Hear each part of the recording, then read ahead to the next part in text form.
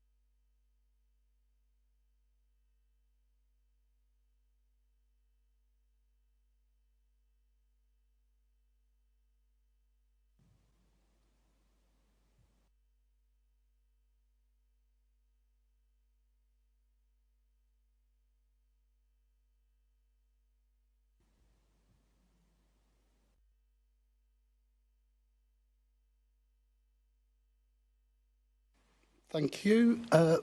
Can I now provide an update on recent Assembly activities? Since we last met for Mayor's Question Time in October, the Economy, Culture and Skills Committee began investigating the declining numbers of children in London. The Housing Committee spoke with housing charities and activists about the London social housing allocations. The Met and the Police and Crime Committee held a Q&A session with the Metropolitan Police Service and the Deputy Mayor about Charing Cross Panorama programme and protests in London. It also began investigating hate crime and violence against women and girls on public transport. The Environment Committee explored the environmental impacts of expansion proposals in Heathrow Airport. It also wrote to the Mayor on its plans for increasing the levels of finance available to help Londoners become more climate change resilient. It also began investigating the heat networks in London and spoke to Thames Water about its plans for a new reservoir for London in Oxfordshire. The Budget and Performance Committee wrote to the Mayor with recommendations ahead of the 2026/27 annual budget process and began its annual scrutiny of the Mayor's budget. The committee also asked the Mayor to provide updates on a number of his 2024 manifesto commitments. The Planning and Regeneration Committee was exploring the role of mid-rise residential developments could play in meeting London's housing needs, and the Audit Panel examined the Royal Docks Audit Report. The Transport Committee responded to TfL's consultation on pedicabs and started investigating road space, driving and congestion. And the GLA Oversight Committee scrutinised the London resilience on New Year's Eve fireworks, the set-up of the Oxford Street Mayoral Development Corporation and the plans for the 2028 GLA elections. We also held a confirmation hearing to assess the proposed appointment of Scott Parsons as the chair of the Oxford Street Development Corporation.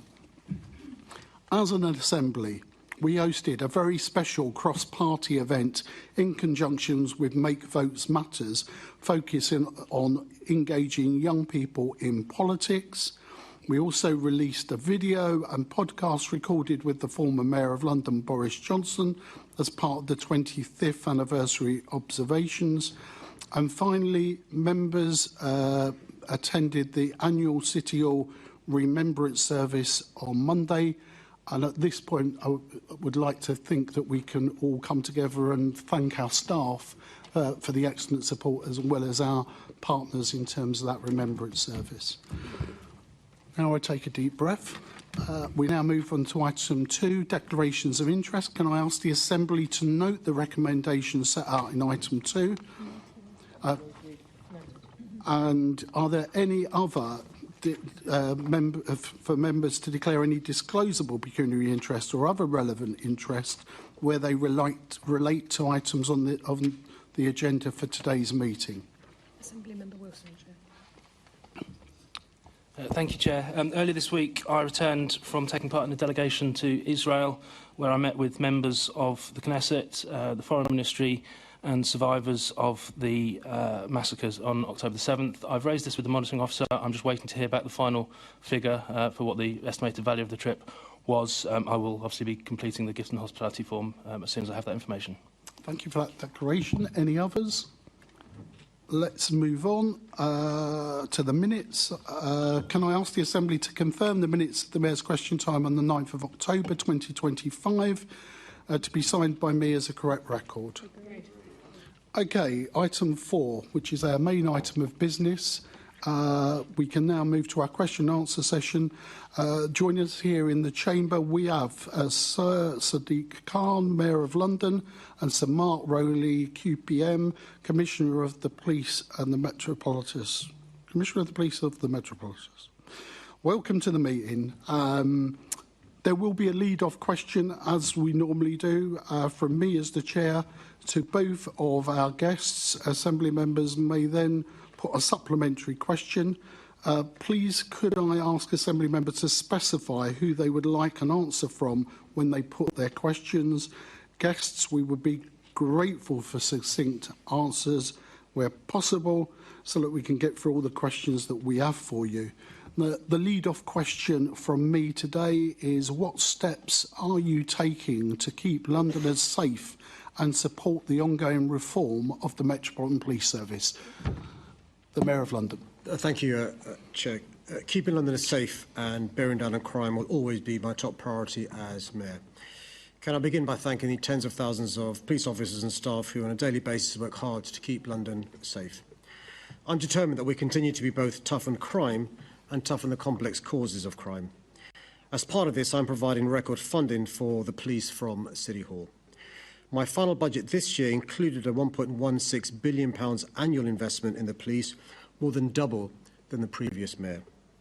This funding is helping to protect neighbourhood policing in our communities and is ensuring that the Met can take tough action on crimes like shoplifting and phone theft. This includes, for example, increasing the police presence in hotspot areas in the West End by 50%. As mayor, I'll continue to invest record amounts from City Hall in the police, but we know we'll never be able to simply arrest our way out of the problem, particularly youth violence. Without in any way excusing violent crime, the causes are extremely complex and involve deep-seated issues, including poverty, inequality, and lack of opportunities for young people.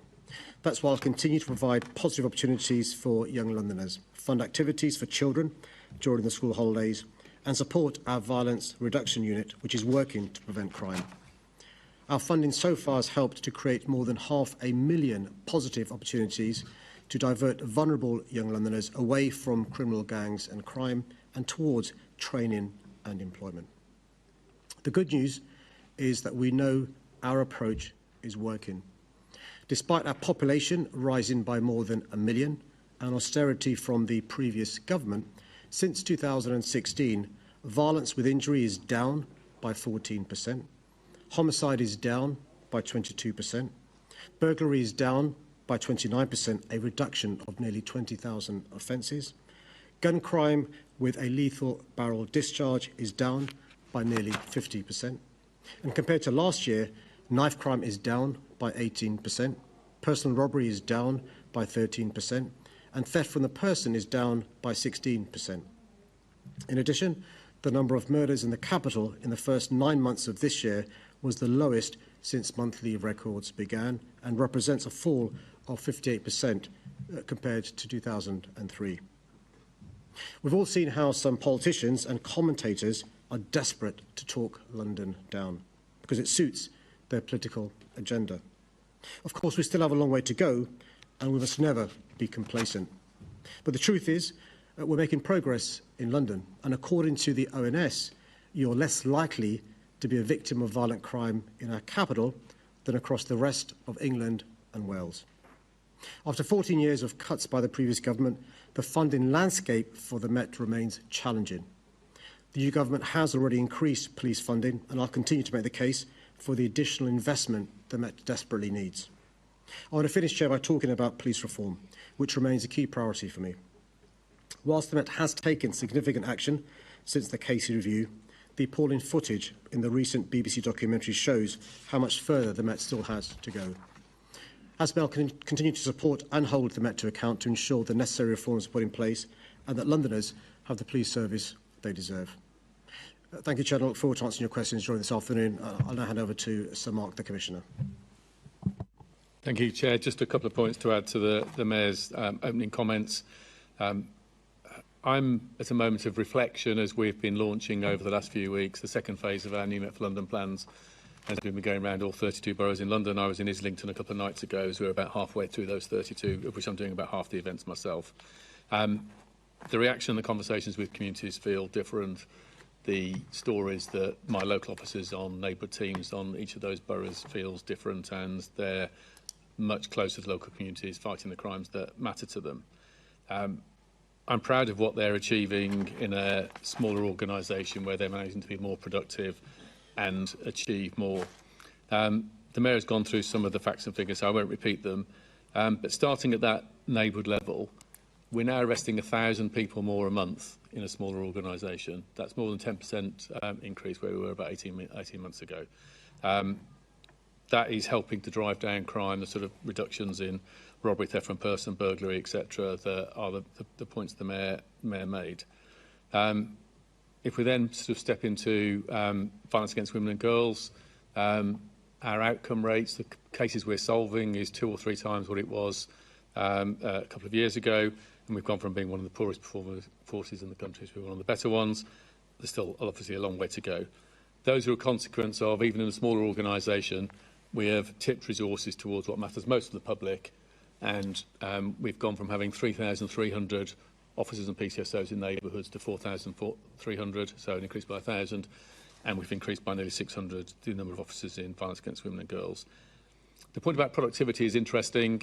So that increase in the resources to deal with violence against women and girls is about 20%, and yet they've more than doubled the proportion of cases solved. So that's sort of illustrative of the outstanding work they're doing. And on top of that, the sort of continuing falling violence is, I think, really powerful and sort of lays waste to the idea London is a dangerous place. You're less likely to be injured in assault in London than you are in Birmingham, Manchester or Leeds. Our murder rates are at record lows. Murder in London is lower than Paris, Brussels, Berlin. It's lower than every US state. It's lower than Toronto. London is a safe place. But there is, of course, more to do, and that's what we're working on in New Met for London too. Despite the bearing down on standards and sort of sadly having to remove 1,500 people in the last 3 years, which is creating a much better environment, and that stands on the shoulders of all the good officers who care about the Met and reporting colleagues for disgraceful behaviour. There's more to do. I think the Panorama programme showed that with, as they described it, the sort of those who are more determined to behave in disgraceful ways are hunkering down, are sort of going underground, and we're going after them. Operations sort of more recently that are finally worth mentioning. I think Operation Zoridon, the organised crime behind shoplifting, which you see in corner shops, reselling goods stolen from mainstream shops. We've closed down several shops across London on that and starting to break down the organised crime behind shoplifting, whilst we double the number of shoplifters we're prosecuting this year. Operation Echo Steep, that big anti-mobile phone theft operation at all tiers, from street theft all the way to international organised crime, where the one group we believe were exporting 40,000 stolen phones a year from London and are now charged with various organised crime offences. And sort of many other such operations are helping make progress day in and day out for Londoners. Thank you. Okay, so the first Assembly member I'm going to call is Assembly Member Wilson. Thank you, Chair. My questions will be to the Commissioner, please, this morning, if that's okay. So I'd like to begin by noting that in the last 2 years, the Jewish population in London has been subjected to a steady increase, perhaps even a rising tide, of anti-Semitic abuse. And many Jews that speak to me are intensely critical of the Met's failure to take action on those who chant particular chants. In particular, one that springs to mind is "From the River to the Sea," which they believe has signalled to the anti-Jewish hate mob that there are no consequences for this behaviour.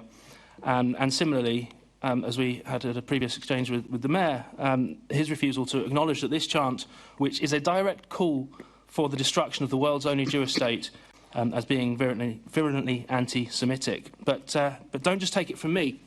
Lord Walney, the government's former advisor on political violence and disruption, who has spoken in this very chamber, agrees that this is a chant soaked in anti-Semitism and it should be made completely unacceptable, not excused. Anyone who thinks it's okay for people to chant that hateful phrase needs to consider what it is calling for Palestine to be free from. They mean free from Jews. So, as I said, an overwhelming majority of British Jews, including those in London that I speak to regularly, know what this chant means. It means kill all the Jews.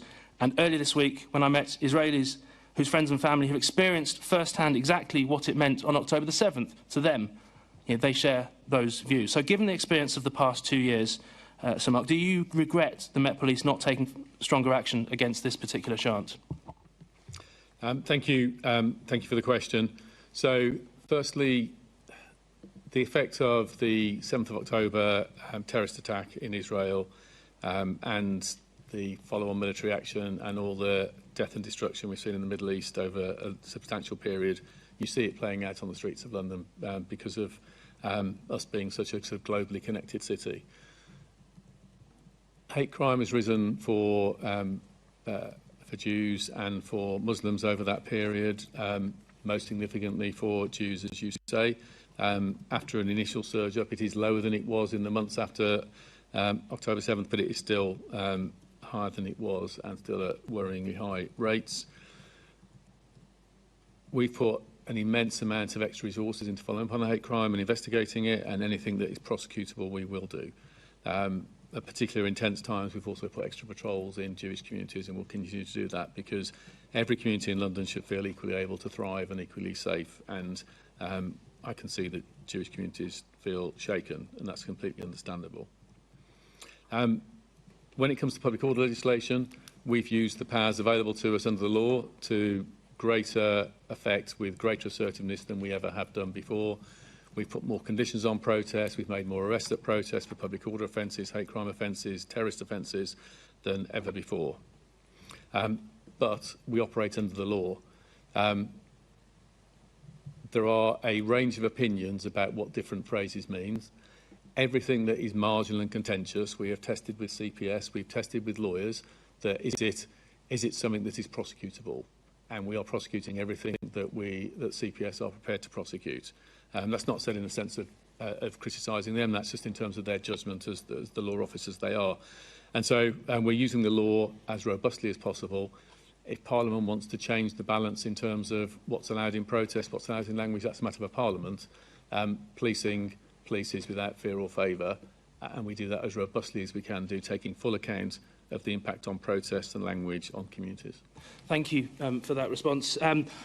I would suggest that perhaps not enforcing the law as robustly as you can and you do have the powers for. This is a genocidal chant, it is an insightful chant, and under the Public Order Act, the legislation that we have, we don't need additional powers. You can, and in my view, and in the view of many of the people that I speak to, should be more robust, should be stepping in to a greater degree when that particular chance is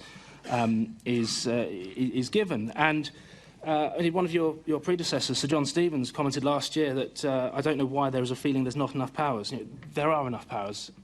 He believes that, I believe that, and I say lots of other people that I speak to do believe that. But perhaps maybe to help with what I regard as the mental gymnastics that have been involved in some of this discussion, it's worth looking at who in the past the Met has taken advice from on this matter. The likes of Atiq Malik, who, according to Lord Warney's report, was present in the operations room during some of those early protests in October 2023, despite having personally led this very chant at previous events. Mohammed Kosbar, on the record praising the founder of Hamas as the master of the martyrs of resistance, and having been photographed with the then leadership of Hamas a few years earlier. So I note that you have cut ties with those two individuals subsequently, but do you not agree that it was a terrible oversight in the first place to effectively be taking advice on those chants from people who themselves have had a track record of taking part and leading in those chants? Your inference that we've taken advice on chants from those people is not accurate. We assess chants ourselves. We do engage with all communities in respect of our activities, but our independent operational decisions made under the law.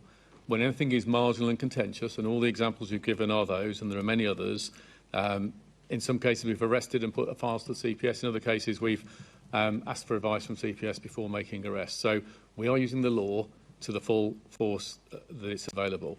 And we are regularly... I'm conscious of the time. Let me finish. We're regularly criticised on both sides. So we're in the middle, refereeing tension in communities, and there are some on one side of the argument would say we overuse our powers, we're too assertive, we're unreasonable, and there are some on the other side of the argument who would say we're not assertive enough, we underuse our powers, and that's unreasonable.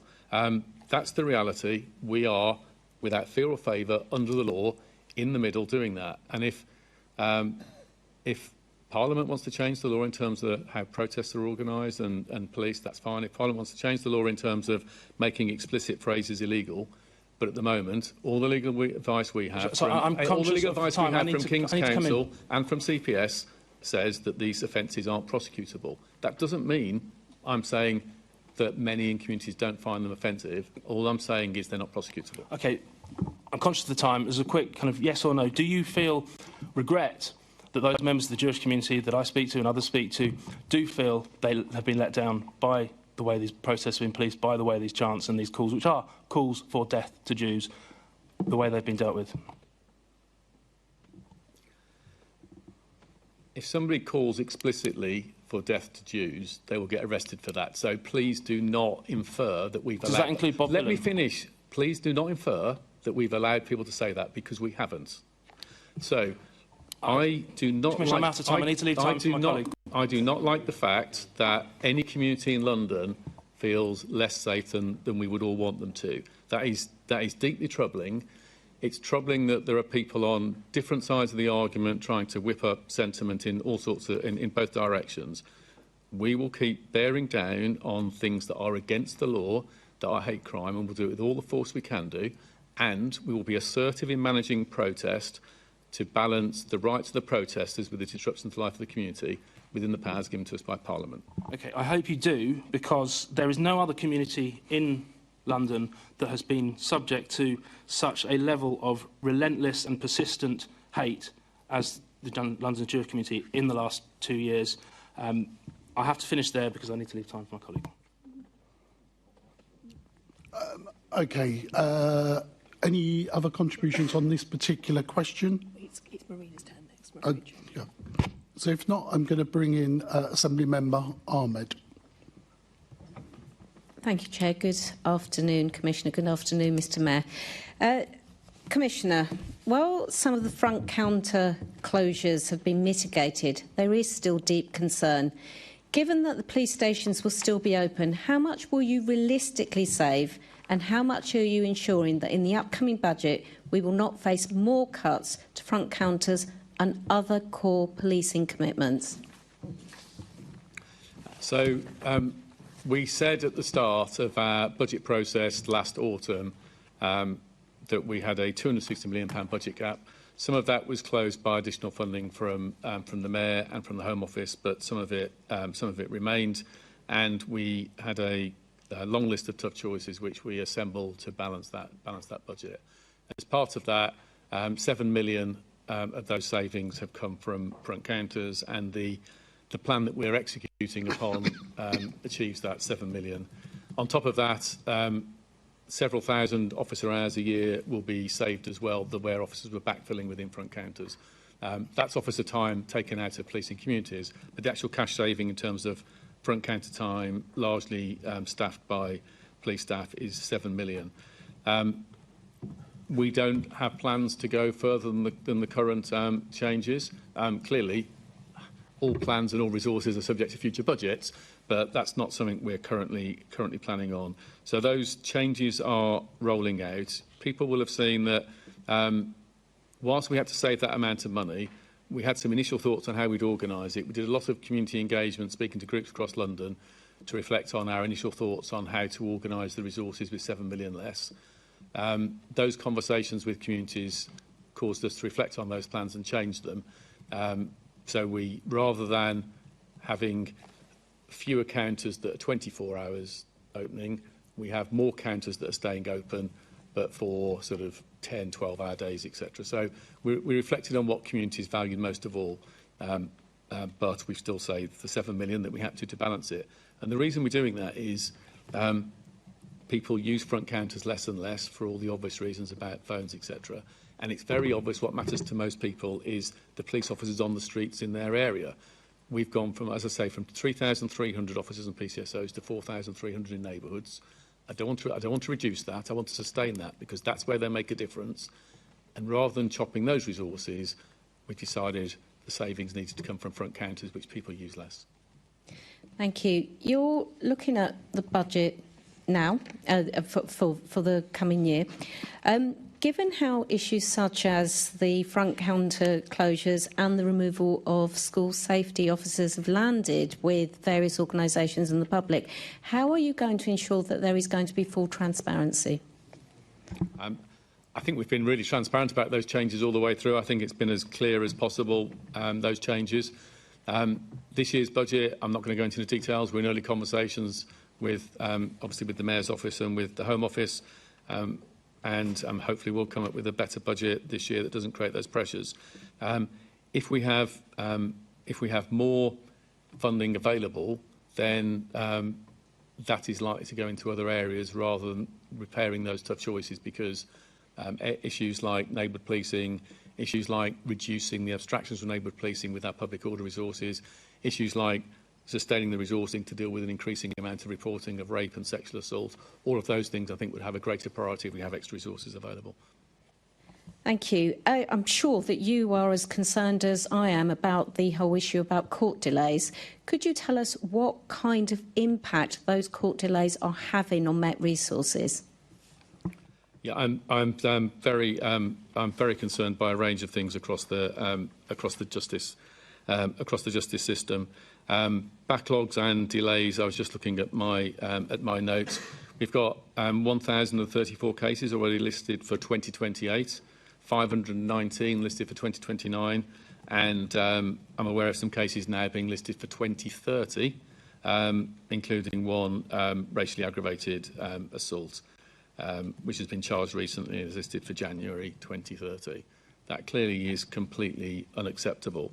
I completely understand the government has got a difficult job repairing a sort of overstretched and struggling criminal justice system with challenges that built up over a very long period.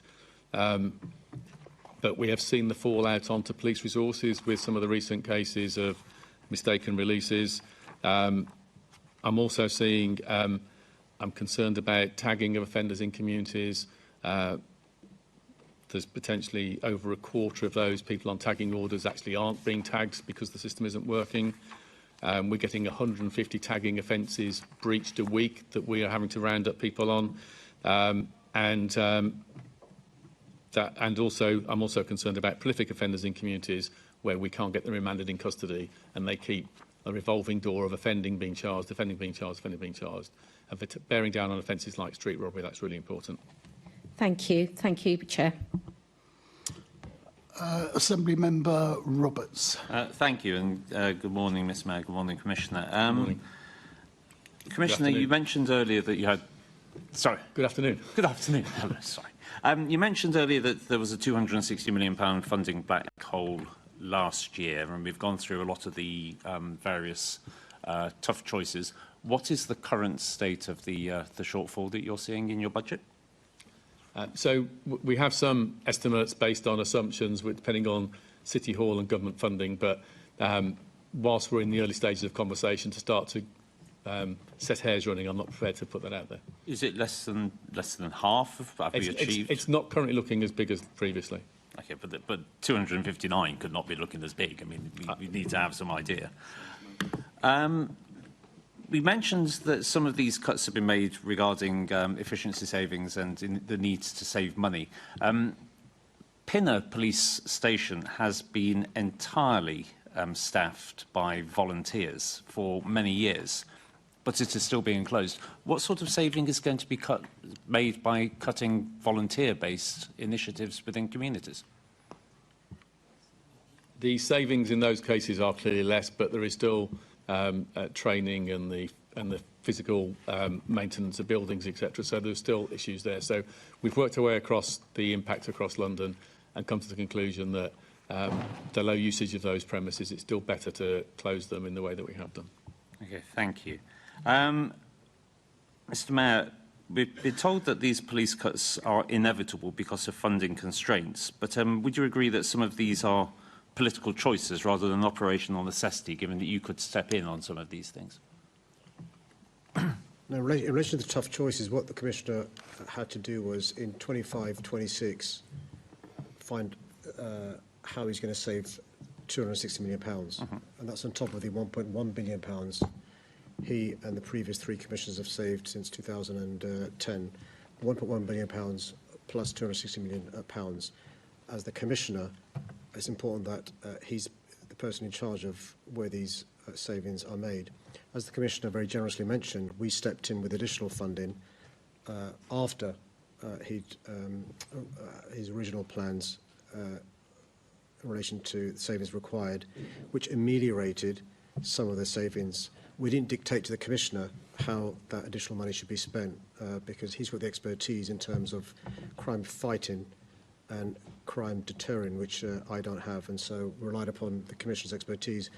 Consequence of that is my manifesto promise to keep police station open in every borough 24 hours a day. On the Commissioner's advice, bearing in mind our consultation around the police and crime plan said the public wanted neighbourhood policing restored. I thought it was sound advice from the Commissioner to say actually this money is better spent boosting, and the Commissioner referred to the numbers, neighbourhood policing, rather than having a facility open that, in Pinner's case, is used 2 times a day. Other police front counters 4 or 5 times a day to report crime.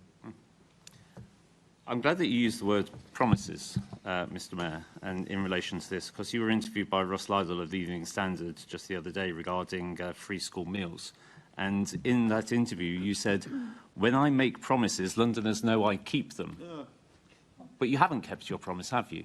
Well, according to Londoners in 2016, 2021 and 2024 in record numbers. Okay, so have you kept this promise? In record numbers. Yeah. They like a mayor. But this isn't a kept promise, is it? They like a mayor that keeps the city safe. Yeah, I mean, some of the promises we made in relation to times of austerity, trying to bear down on violent crime, and you look at some of the numbers, they're quite remarkable. One crime is one crime too many. And I think Londoners enjoy the fact we've gone from a situation where we had more than 80 police stations closed down to, during my mayoralty, 40. But importantly, we've increased and expanded neighbourhood teams, which has led to... You seem to be veering off the topic of kept promises, Mr Mayor. I mean, it's very nice. I mean, it's very good of you to give us the gloss. It's the reason why I've got record-breaking falls in crime. Yeah, but it's not a kept promise, though, is it? No. Okay, if I may ask, Commissioner, we have heard a lot about the various tough choices which are being made, but it seems to be on a regular basis that we're starting to hear about other we get the big list from the very beginning of tough choices, but we hear now about safer transport teams are being cut, designing out crime officers are being removed and placed into general neighbourhood policing. Is it possible to get a comprehensive list of all of the officers and all of the various teams which are either at risk or being cut, and the cost savings associated with them, so that we as Assembly members can make proper informed, scrutinised decisions, well, not decisions, but offer informed scrutiny regarding these various cuts? I'm sure those have been regularly circulated, but we can provide that information again. Some of what we're doing is, like any big organisation, organising it differently to have more effect. I spoke at the start about a smaller organisation arresting 1,000 more people a month, for example. That comes from being better organised, more focused. There are lots of changes behind that aren't about budget savings, they're about putting resource in different places. So, for example, one thing that we did 18 months ago was some of our central proactive resources we moved to local BCUs to be closer to the local crime patterns, and that's helped bear down on issues like shoplifting, phone theft, in support of neighbourhood teams. So we're constantly flexing based on the problems. You do that in any big organisation. I'm sure you do that in your council. Yeah. But we had a list last year where we actually had to say we had to make some tough choices around issues like mounted policing, firearms, forensics, dogs unit, front counters, parks policing, intelligence, supervisory ratios, a whole range of different things that we did that have been widely circulated. Some of the things you're picking up are being presented as tough choices. They're not. They're different ways of organising resources. Okay, thank you. On the closures of 24/7 police front counters, we're seeing that there are going to be some reduced hours at weekends. Is it a sensible move, in your view, for town centre police stations to offer shorter hours on Saturdays than they do on Mondays? So we've looked at the rates of visits and all the data, and we've come to the conclusion based on data. And again, I think we've circulated that information before. Okay. Would there be any option for local authorities or local community groups to make representations regarding the times that they think might be better served for their local communities, rather than a one-size-fits-all approach? That's why we did the engagement that we did when we were coming up with the plans to try and come up with the best model. Okay, thank you. Just touching on these, because it is quite a lot of cuts that we're seeing to services, and we know that we're hoping to get more money from the Chancellor for policing in London. Do you think it's sending the right message to the Chancellor that we can keep making these cuts, keep making these savings, keep making these efficiencies, whichever you wish to call them? And the Chancellor may very well look and say, well, I don't need to give them an uplift in funding. They will do all of the hard yards for me, and I won't need to give them any extra cash at all. I understand the logic of that question, but it's my job and all my colleagues' job, regardless of the resources we've got, to do the best we possibly can do for London.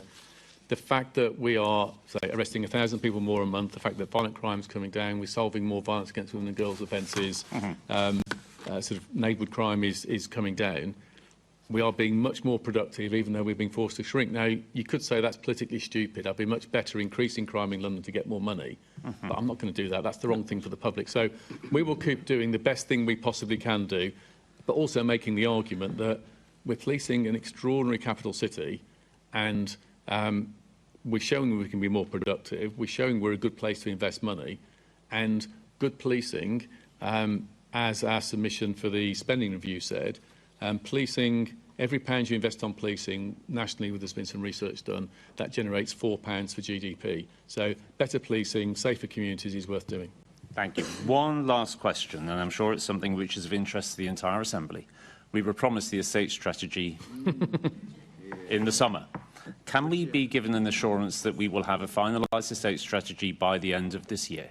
So I can completely understand your frustration. I am as frustrated. A moving target on budgets over the last year has been challenging, which is what's delayed it. It is completed. It is sort of being worked through ourselves and City Hall in terms of publication date.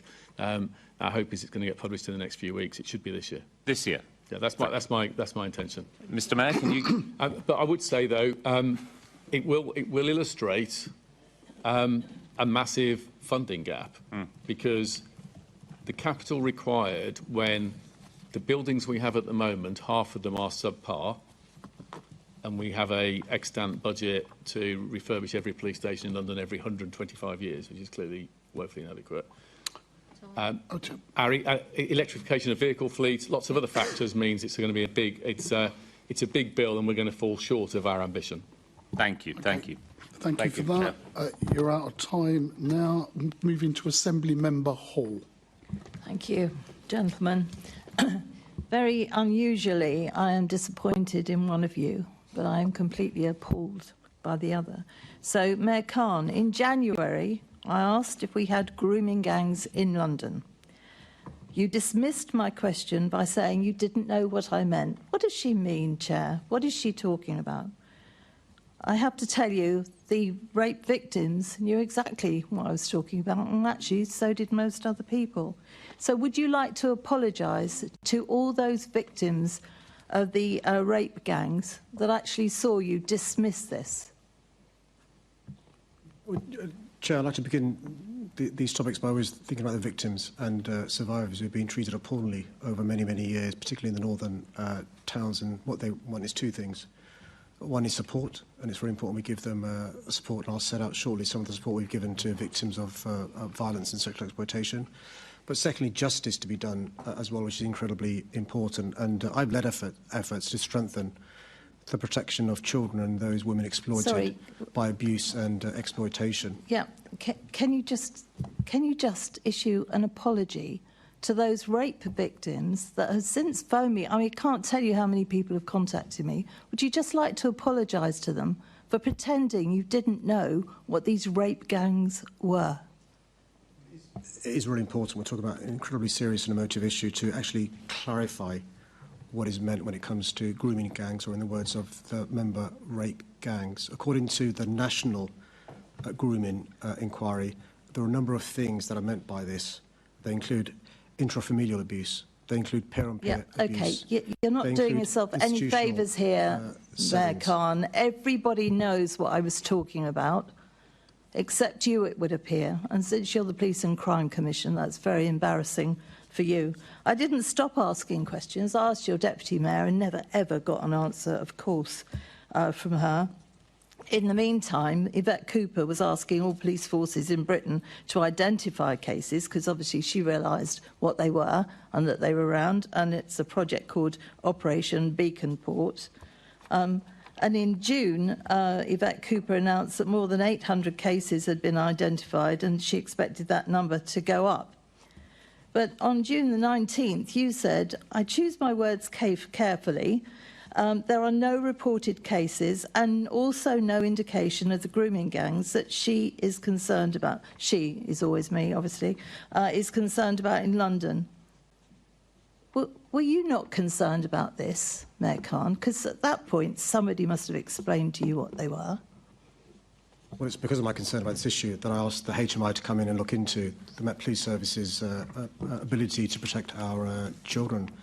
It's because of my concern about people being exploited sexually that the Met Police Service embedded all the recommendations made by HMI and has a child-first approach.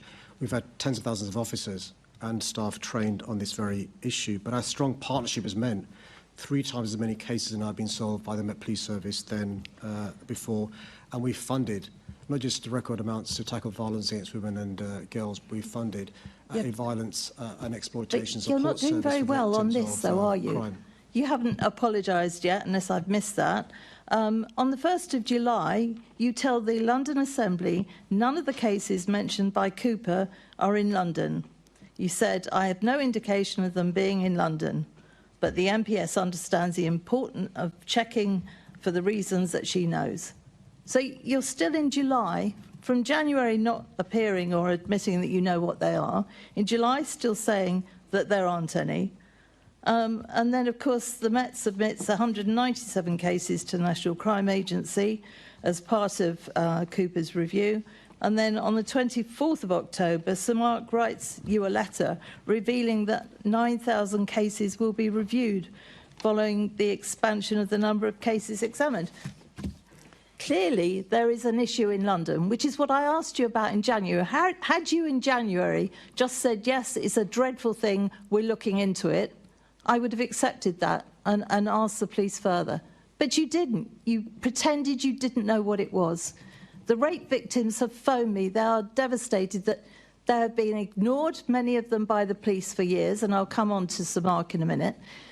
Many of them have been ignored, but to have the Mayor of London actually really take the mickey out of them by saying, I don't know what you mean, what is she talking about?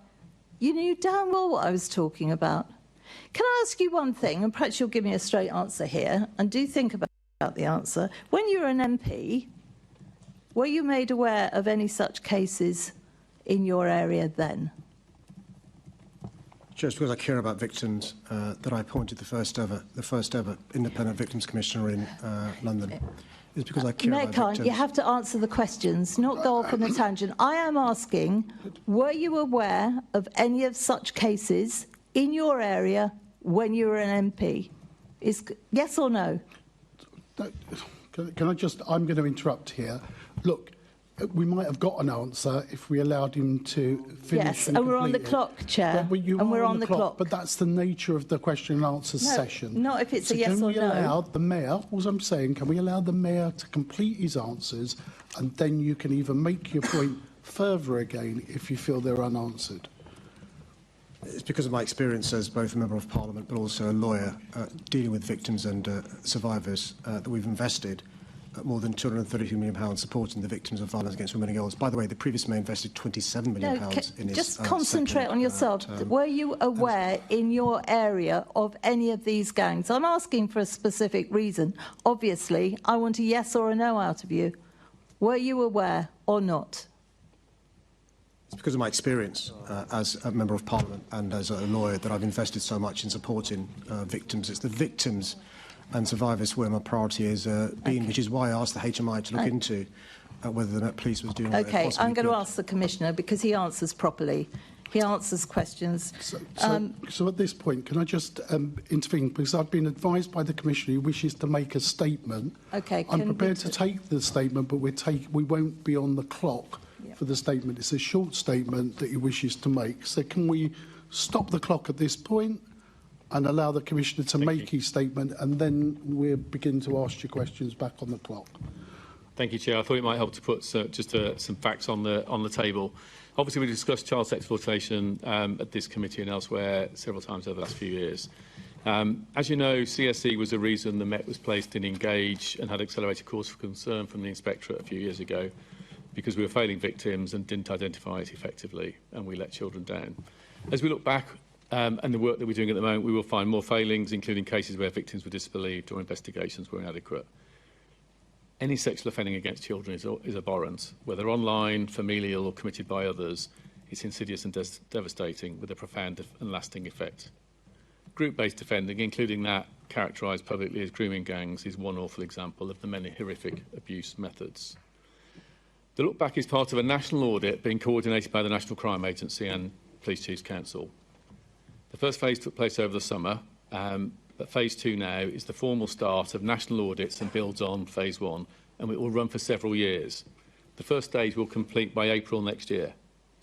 This requires each force to identify and undertake an initial assessment of any group-based cases where there's been a sexual offence involving 2 or more suspects and at least 1 victim. That's the ICSA definition. And in these cases, where they've resulted in no further action by the police or Crown Prosecution Service. These assessments are simply a triage designed to ensure any subsequent investigation activities focused on the right cases. This definition of group-based offending, I should stress, is beyond that characterised as grooming gangs and includes intrafamilial cases, institutional-based abuse, peer-on-peer abuse cases and others. This definition and a first-cut research across our database suggested there might be 9,000 cases potentially in scope over 15 years. And that's the update I provided to the Mayor a few weeks ago, which has led to some unbalanced reporting and commentary inferring this means 9,000 cases of grooming gangs, which clearly and explicitly the letter said it did not. The letter was clear on these points. It is important for us to use precise language and consider its impact on victims and public understanding. So, for example, that data-led search of 9,000, as we start to work through them, we find that some of those don't actually fit when you look in detail, don't actually fit the specification. So already having looked through 2,200, only 1,200 are in scope. So that 9,000 number will come down as we work our way through that. And then we'll be looking for the ones where there's been nobody prosecuted and where there's potential opportunities for further investigations. We've got 26 officers dedicated to these assessments, which is about 20%, about a fifth of our specialist child exploitation teams. And that's sort of indicative of just this assessment phase creating stretch in the organisation. So to be absolutely clear, this assessment will rule out some of the initial 9,000, but I would expect the final work with the National Crime Agency to possibly identify maybe 2,000 or 3,000 cases where no one was charged and there are missed or new investigative opportunities, or suspects may still pose a risk. And I stress again, that number, though, will include, and it will straddle, online, interfamilial, institutional, and peer-on-peer cases, as well as those characterised as grooming gangs. The resourcing of this, without damaging today's work, will require the extra funding that Casey recommended. As well as looking back, it's worth mentioning current cases. Each month, the Met records around 2,000 sexual offences. Around half of those are child sexual abuse cases across all types. Around a third of those are flagged initially as potentially exploitative, i.e. CSE, potentially familiar or online. Our current caseload includes tens of complex group-based cases closest to what the public may understand by the term grooming gangs. The most serious of these cases have been investigated by specialist crime teams, and they include a mix of recent and non-recent offending. The ethnicities of suspects and victims are varied, including suspects from white British, black British, British Asian, white Irish, Albanian, Afghan, British Indian backgrounds, and others. This is reflective of the diversity we see in the city. In these cases, we do not see the typology reported elsewhere where there have been cases of offending committed by groups of Pakistani men on white British children being the sole or majority case. It will be part of the picture, but it's not dominating in the way that's been reported elsewhere. Several of these cases are also in time with criminal exploitation of children around gangs. This is a snapshot in time. Our data isn't perfect, and I'm sure the numbers will fluctuate. The Mayor's already mentioned some of the improvements we've been making, and in fact we've been solving 3 times as many cases in recent months as previously. These are across lone and multi-handed offending. We've trained 11,000 officers to identify exploitation. We've got 72 more people in our exploitation teams. We've given specialist training to 1,200 detectives identifying exploitation and trauma-informed practice. We've got new terms of reference focusing on perpetrator disruption and 23,000 officers trained to avoid victim blaming. This work was recognised by the HMIC and led to us being removed from the Engage programme alongside other improvement work. Our early identification is improving our understanding of exploitation in London, and CSE reporting will continue to rise as these improvements take place, as you would expect. It has a knock-on effect on our resourcing, and we need to very, very carefully balance our work on today's live cases with our work looking back on historic cases. And we expect the reinvestigations to take several years and to potentially take at least 60 or 80 specialist officers over that extended period. And as I say, as Baroness Casey recommended, they need to be fully funded so as not to be stripped out from elsewhere. Funding is not the only challenge. The skills required in these officers are not in great supply, and building that capacity and skill will take time. We're determined that with others, the Met will safeguard the victims of all child sexual abuse wherever possible and bring those responsible to justice. But most of all, I want to stress, I wanted to lay that out because of the complex mix of offending we're talking about and the complex mix of demographics of offenders, of victims, offending types, which there's too much ready reach to simplistic analysis, which risks misleading the communities. Thank you, Chair. Thank you for that statement. Just before I call on Assembly Member Hall, I want to, as we go immediately to her to continue her questioning, can we start the clock? Assembly Member Hall. Thank you. Sir Mark, there is no way I don't understand that this is a very complex matter. I would like to point out that I never at any point said to the Mayor Pakistani groups. I am more than aware that the groups in London are from very different demographics, which is why I was very specific. My biggest disappointment, which is what I referred to in the first place, is that on the 11th of February, I think there were 4 or 5 of us from the Assembly that had a private briefing with a commander, I won't name him, and we were told absolutely there were no sorts of grooming gangs of this type in London. Now, I pursued it because I had had so many people calling me about it. But whether that was to put us off questioning or what, I don't know. But it was such a disappointment to me because clearly we've got 9 million people here. It cannot be that London was ever going to be the only place we don't have this specific issue. Now, I know when you flag different crimes, I know you do that. Have you always flagged grooming gangs as a specific? No. No. So 2 points. Firstly, I'm sure that commander, if that was the impression you left, that wasn't his or her intention. I think one of the things we've been dealing with is that complexity I've laid out and making sure people don't have lead with a sort of a simplistic analysis of the problem. Our data is good where crimes fall in tidy boxes. So if you ask me how many burglaries we've got, because burglary is a crime type, our systems tell us that well. Sexual exploitation cases fall across allegations of rape, sexual assaults, human trafficking, a whole range of different types of offences. And so you've got multiple types of offences, and then we ask officers to flag where they think exploitation may be involved. It's a much more complex picture, which makes the data more messy and difficult, which is also why when you do a data cut, you get 9,000 to review, and as you work your way through it, you find only a subset apply. So that's why this is always going to be slightly messy in the picture, and it's only this assessment process, actually looking through records one by one, which will get to an accurate picture of history and how many we need to look at. Yeah, I think, when did you put a flag in for grooming gangs? It's not for grooming gangs, it's for exploitation. So you've never done a specific one for grooming gangs, and you still don't? So we do it for exploitation. There is no national definition of grooming gangs. We're using for this the group-based offending ICSA definition, which is sexual abuse of children, I'm running out of time. At least 2 offenders, at least 1 victim. Okay, I'm running out of time. There's so many questions, but as you know, our big beef is that you don't come to Police and Crime Committee. If you did, then I'd be able to ask all these other important questions. The only other quick thing I'll say, Chair, is that the pink ladies that came and stood outside, most of them grandmothers, were not allowed in today into the chamber, which I'm very disappointed about. I haven't got any more time. Thank you, Chair. Okay, I'll look into that and see what was the main reason for that. There has to be a reason, but let's see what it is, and if we need to take it up with the City Hall officials, we will do.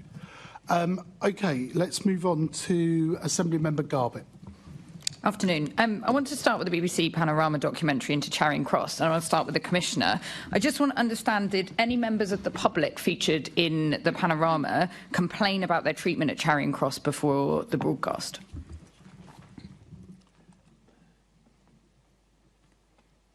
I'm trying to make sure my memory is correct on this. I'm pretty sure they didn't, but I'd have to double-check 100% on that.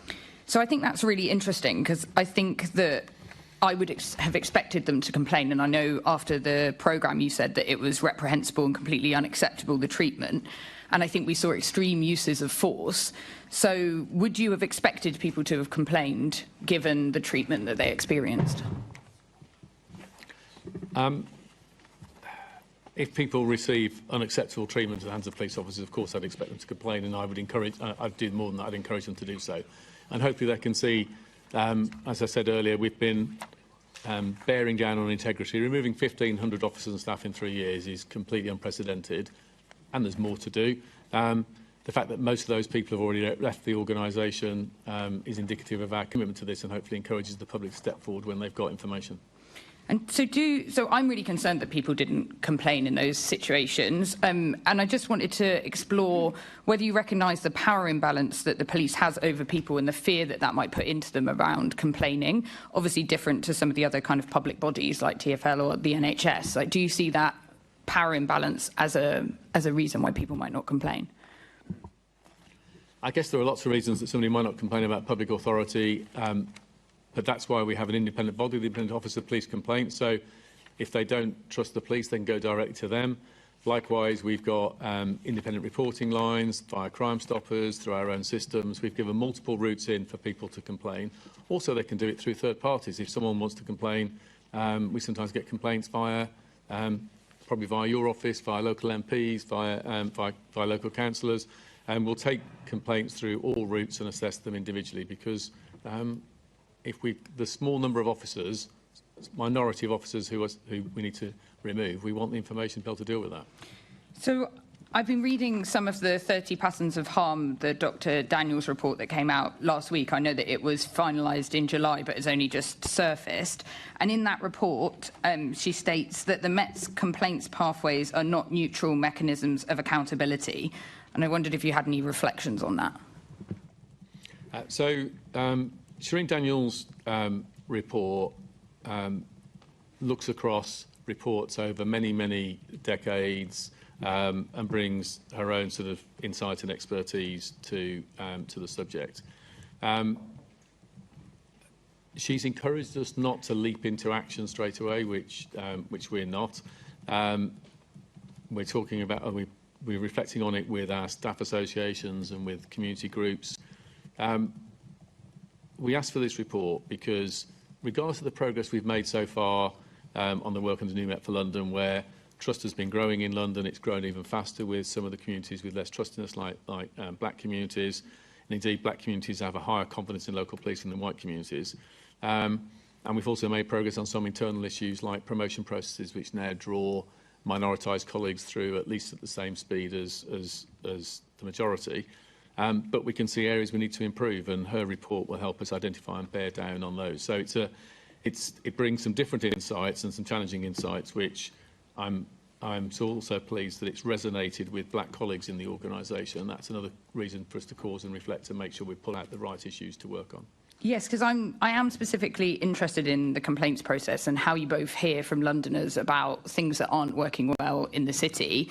To you, Mayor, I recently wrote to the Deputy Mayor of Police and Crime about some of the issues that I'd heard from Londoners around the excessive use of force at protest. And one of the ways that the Deputy Mayor said that the people that had spoken to me could report is through the complaints process. But obviously, as we've heard, even people experiencing extreme violence in Charing Cross didn't even use the complaints process. So I find that a bit worrying. But one of the other ways that the Deputy Mayor said that you do scrutiny of the use of force is through the Commissioner's fortnightly catch-up meetings. So I just wondered what information you review around the use of force and how you get assurance around the proportionate use of force at protest at those meetings. Well, you've asked a big question, so I'd appreciate a chance to respond to your big question, which is how the police are held to account, which is not just a London challenge, it's a challenge across the country and across the globe, how the police are policed. Of course there's a power imbalance. Of course there is, across the globe, when it comes to holding the police to account. And that's why Parliament, in its wisdom, has decided that there should be not just the Professional Standards Directorate in the police service, the police holding the police to account, but an independent office dealing with police conduct. And as the Commissioner said, unusually a third-party route in, because the reasons you've articulated, often if you're the victim of police misconduct, you're slightly anxious about coming forward and reporting that to the police. You asked for some examples of how my bilaterals with the Commissioner lead to some of the issues you've raised being addressed. I'll give you the obvious example, because it's relevant to some of the progress the Commissioner has made. The use of handcuff before arrest. The Commissioner's taken huge steps. Let's not forget a police officer lost his life because of an improper search on the streets, and so the context matters. But he and his team have made a conscious effort to try and reduce concerns around excessive use of handcuffs pre-arrest. At the same time, being cognizant, there's often very good reasons, and forgive me, Commissioner, for talking about these things, but there are often a very good reason why the police need to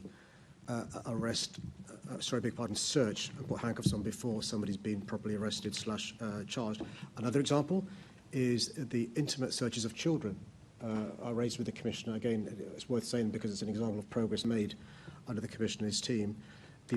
Some of that was brought to light, obviously, because of Child Q, and Child Q's case only went to the IOPC after a solicitor intervened. So I do accept that there is an independent body, but a lot of the complaints that go to the IOPC end up back with the police, or, as in I just said, in Child Q's case, it took a solicitor almost 3 months to get the police to refer that to the IOPC. So I think in my questioning, I'm really interested if we could explore maybe removing the police disciplinary system from the Metropolitan Police to look at having that as kind of civilian oversight, or just kind of putting trust back in our communities that they have a properly independent place to report their complaints. Well, as you know, I've got a huge amount of respect for solicitors who deal in this area for obvious reasons that you're well aware of. I mean, to give, again, this Commissioner, I'm in danger of making him blush, but this is the Commissioner who said to the Home Sec there should be proper vetting of cops. It should be easy to kick them out. I'm fed up with police officers who have acted improperly, not having action taken against them.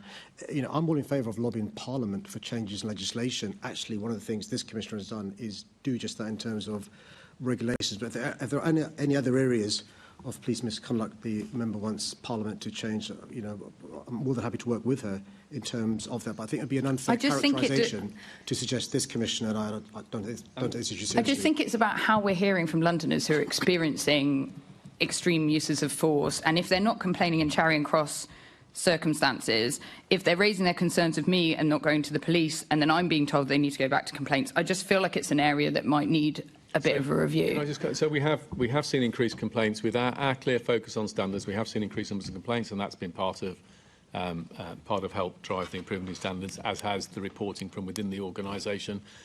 We also have independent scrutiny, working with community scrutiny groups on issues like on body-worn video, reviewing use of force and stop and searches and those issues.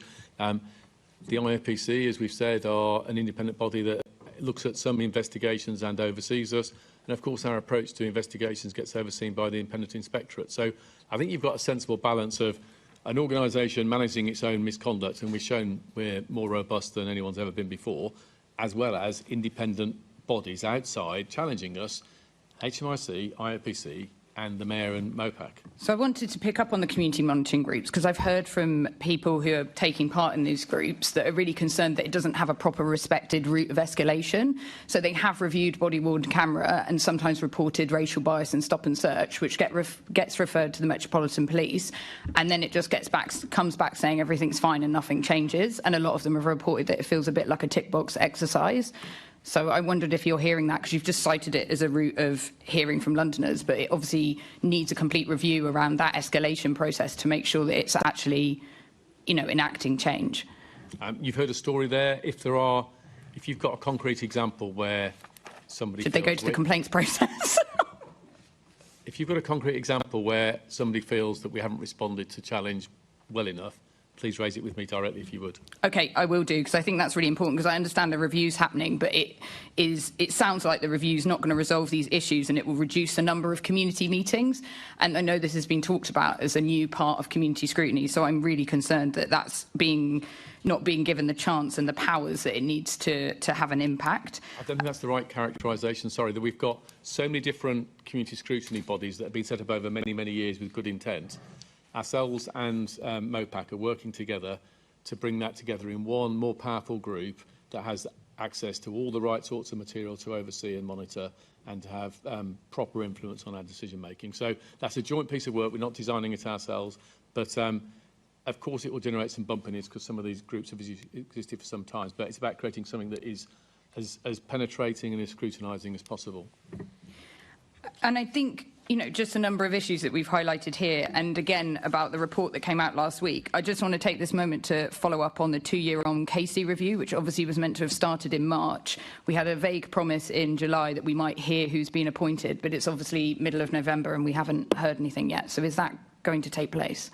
Yeah, I'll be announcing in due course the next review in relation to post Casey. But I can share with the Assembly that Baroness Dame Louise Casey's personal diary means she herself will be able to undertake the next review, but I'll be announcing in due course what that will entail. Does that mean I think we had a commitment before that it might be by the end of December, being this quarter, but will it be by the end of the year that we hear and get that started? Because I think this shows that there's a number of issues that we need to revisit. I'll try and do so. Thank you. Thanks, Chair. Assembly Member Russell, on this topic. Thank you very much. Good afternoon, everyone. I recently attended a TfL listening session with road traffic victims and bereaved families. Some reported helpful engagement with their family liaison officer, but others described being re-traumatised by the collision investigation process. Now, in the context of budget setting and Vision Zero Action Plan 2, how will you, Commissioner, ensure that borough police teams who investigate the majority of serious crashes deliver effective collision investigations, helping victims to get justice? So the core of the serious collision investigations are done by our specialists working within... I know, but I'm talking about the majority of the serious collisions, 3,500 roughly, are investigated by borough teams. It's the borough teams that I'm particularly concerned about. I know the Serious Collision Investigation Unit does an amazing job. They do about 100 investigations a year, and they're awesome, but I'm talking about the majority of the cases, the other ones. Do all the serious injury and fatal ones, so they are less serious, the ones being done. So that's why I'm sort of they are less serious, but they can still mean that someone has lost a leg or kind of had a, there are some people with life-changing injuries who are investigated by the borough teams who do need proper justice. Yeah. Thank you. So clearly we're prioritising our specialists and expert resources to the most serious cases, and we'll continue to do that. The Vision Zero is not going to be achieved through the investigative route. The Vision Zero is very much led by TfL and all the excellent work that they do in terms of road safety, engineering lessons. There's all the enforcement that's largely done again by cameras and that whole network. There's a whole load of different ways that we are generating safer roads in partnership, which the investigation of the tragic cases where people are being seriously injured is not the biggest effect on Vision Zero.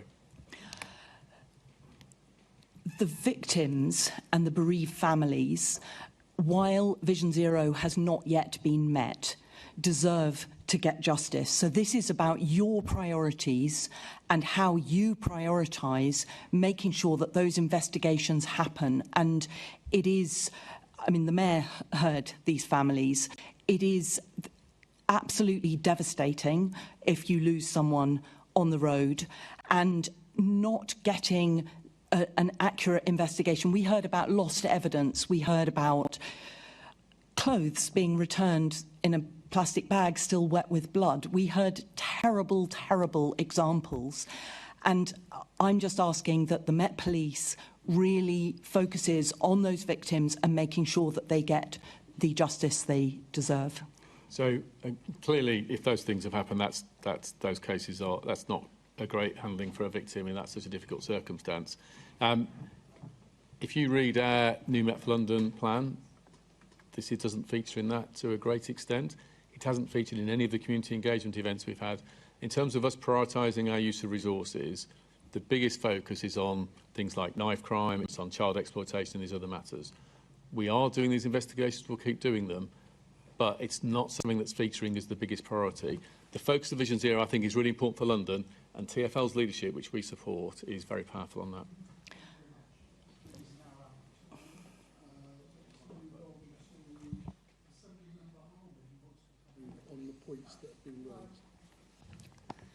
Thank you. Let's bring in Assembly Member Ahmed on the points that have been made in this section of the debate. Thank you, Chair. Mr Mayor, going back to the Daniels report that was made public last week, you've been very clear about how angry you are about what was found, the serious concerns that anti-black bias remains embedded in the Met's internal systems, including, sadly, recruitment, promotion and grievance handling. And 2 years on from the Casey review, it's very clear that there is significant work that needs to be still done. Can you tell us what you are doing and the actions that you have taken with regard to the Met to ensure that these issues are dealt with so that Londoners can see that the Met is working in a transparent way on this issue? No, thanks for your question. One of the reasons why this Commissioner is sitting here is because reform is a priority for myself.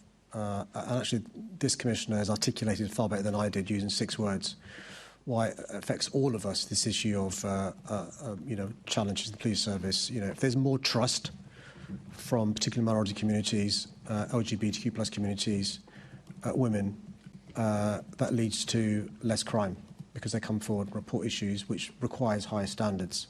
The 6 words the Commissioner uses is more trust, less crime, higher standards. And this is why it's really important we go back to core policing. We police by consent in this country.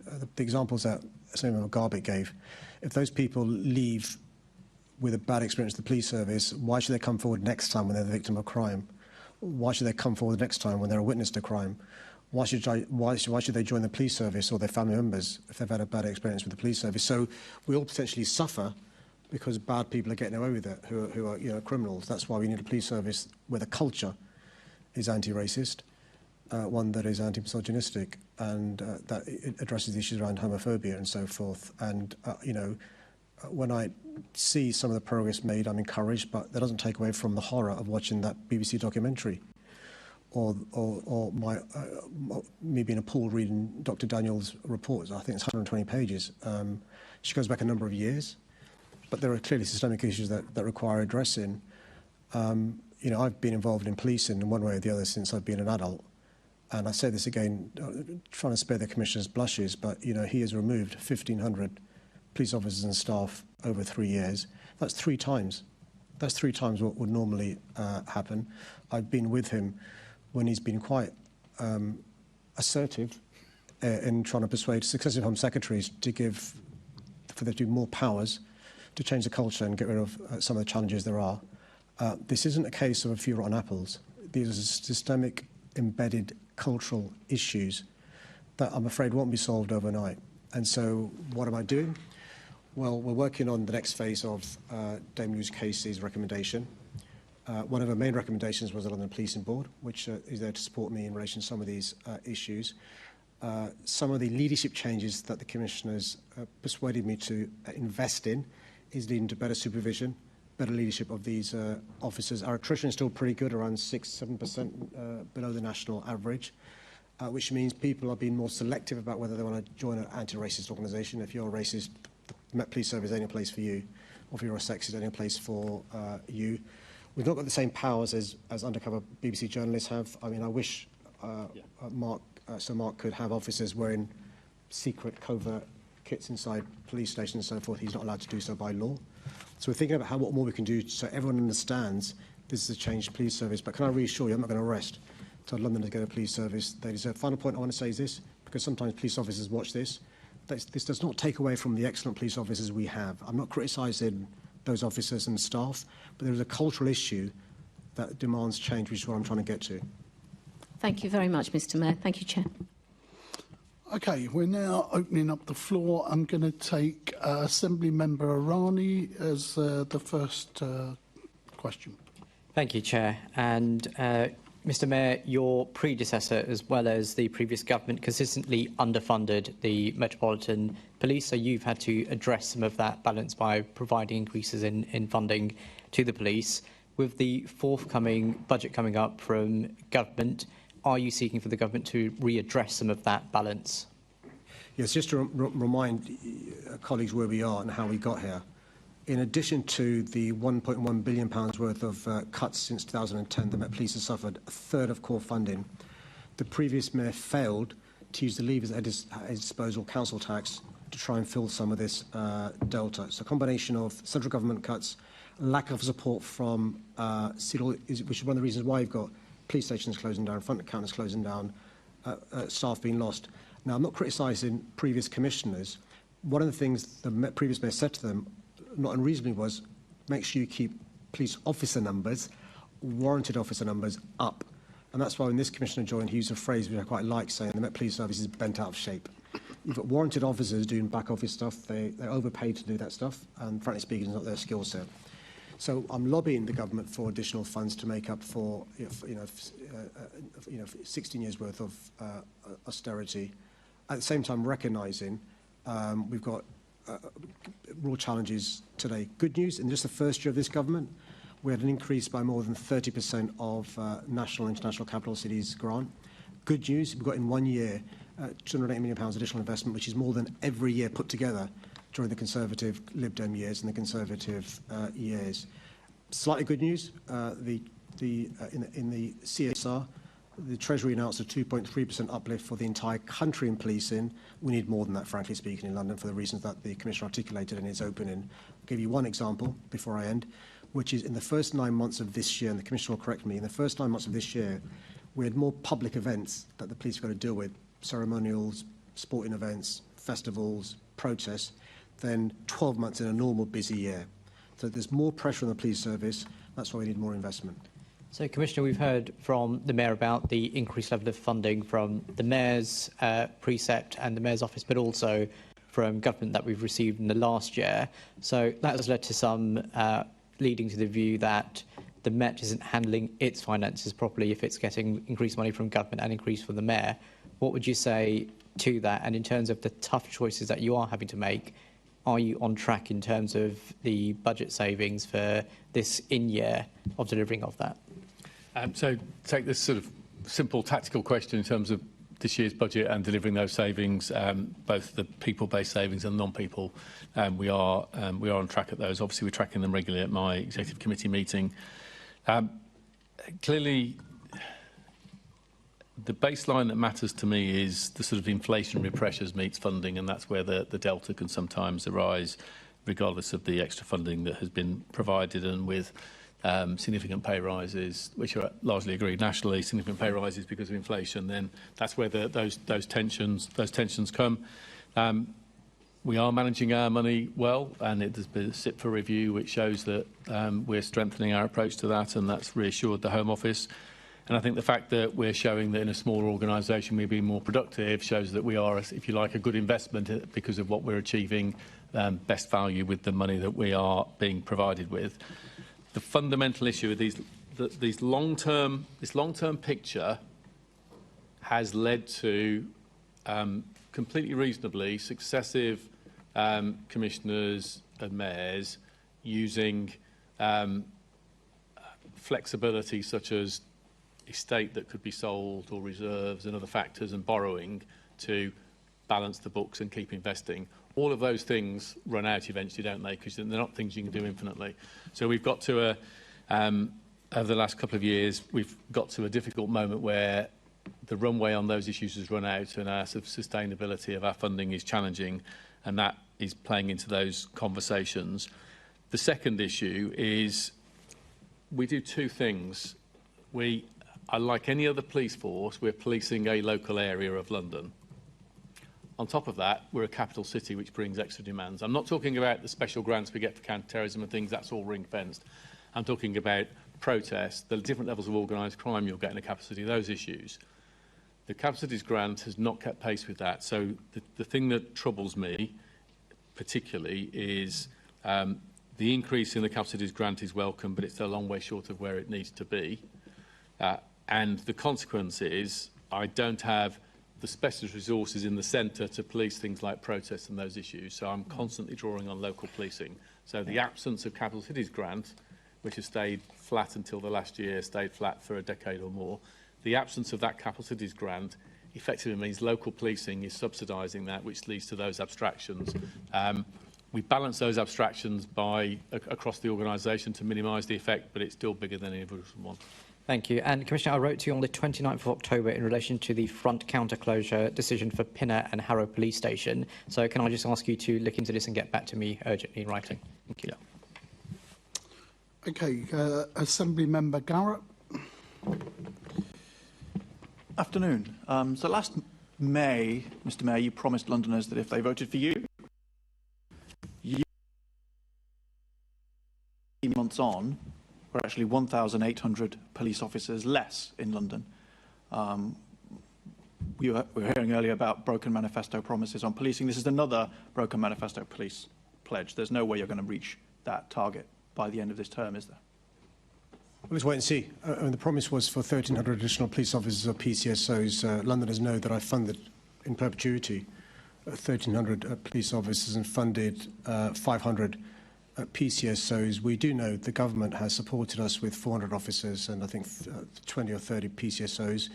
Also, because of the additional funding that the Commissioner referred to, we managed to protect 930 officers that otherwise we would have lost from neighbourhood policing. So we're going to carry on from City Hall, invested in the police service, trying to build up the number of police officers and PCSOs we have. Sure, but you're down 1,800. Nobody thinks that you're going to get to plus 1,300, which is now, you know, we're 3,107 short now. No one thinks you're going to get there by the end of this term, do they? Well, let's wait and see. There's still some time to go before the end of this term. I'm quite clear in terms of not just myself, more than doubling investment in the police service from City Hall, but lobbying the government to do more to support the police service as well. And that includes, in the police family, PCSOs and specials as well. Sure. I mean, we will wait and see, but I don't believe there's anyone in this room who thinks you're going to meet that promise. Commissioner, we've heard a lot about tough choices, and you've made no secret of the fact you think people should be giving you more money, governments, and probably anyone else who's got any. Are you offering? I would love to have the kind of money that would make a material difference to the Met budget. I'm afraid the humble salary of an Assembly member doesn't provide. £90 million was spent on the Command and Control IT project, which was effectively then binned and started again. That's £90 million of tough choices that are not caused by politicians not giving you enough money, but by the Met Police failing to spend the money that you've got. Is that fair? So, a couple of points. Firstly, you're not exactly comparing life with life. The savings we're making now are recurring savings every year. You're talking about a one-off capital spend. Forgive me, Commissioner. Let me do I was going to say something more, though. Well, I was just going to say that, but the Met doesn't have a capital funding. All of your capital is funded from revenue. So I appreciate it's a one-off, but 90 million quid is a lot of years of front counters, isn't it? And as I said earlier, a lot of it's funding from borrowing, which then has a long-term tail on revenue. Exactly fair point. The capital grants to policing were killed off in the late noughties, early teens, which is, has added extra stretch to policing budgets. Our technology is one of the things that we're trying to fix. It's one of those foundational issues that we talk about in our plan, which is way inadequate. Our command and control system is an adaptation of a 1970s baggage handling system. The number of people who can still program in that computer language in the world is ever decreasing. Replacing it, when you've got an old piece of machinery that's been infinitely tailored forgive me, Commissioner, you appreciate time is short. I'm not arguing you shouldn't replace it. I'm arguing you shouldn't have wasted 90 million quid, binned it and started again. It's a complex thing to replace. That programme was run and the supplier, there was a view the suppliers were failing, there was a dispute, the contract was ended, the legal dispute was settled, and we started again, and we're working our way through with another contract and other suppliers, and hopefully in the next over the next couple of years, we're rolling out the new solution. It is important, but these big programmes on something which it's probably our most important system, because 24/7 the safety of London stands on that, and the complexity that you're asking for from a provider is enormous. There are very few providers who have systems that are working on this scale with this reliability. And that's creating the challenge. So I'm not saying the money wasn't wasted, it's unfortunate. Well, if you forgive me, I mean, you're just sort of implying it might be a one-off, but there's the Connect system, which was supposed to cost 171 million, which overspent by 163 million, you know, bringing the total between those two projects of 253 million pounds wasted. That's a lot of tough choices in those two projects. Yeah, public sector IT programmes are a massive challenge, are they? I don't argue with your numbers. It's disappointing we couldn't do it on the initial planned budget. But as time goes on, scope changes. There are new functionality that's required, and that does affect these programmes. But we're getting better IT, which is making our people more productive. The technology, we had several different systems. Officers had to put the same data into an intelligence system, a crime system, a custody system. We now have one system that moves data between it all, which saves time for officers and is helpful for them. So all of these things help us go forward, but they're really painful transitions. And the business case you start with, it's quite rare on these complex programmes for that to be the same when you get to the end. Understood. Whether you look at policing, NHS, military, we all suffer the same challenges. I'm out of time. I think we will continue to look at this on the Budget and Performance Committee because it's a big problem. Thank you, Chair. Thank you.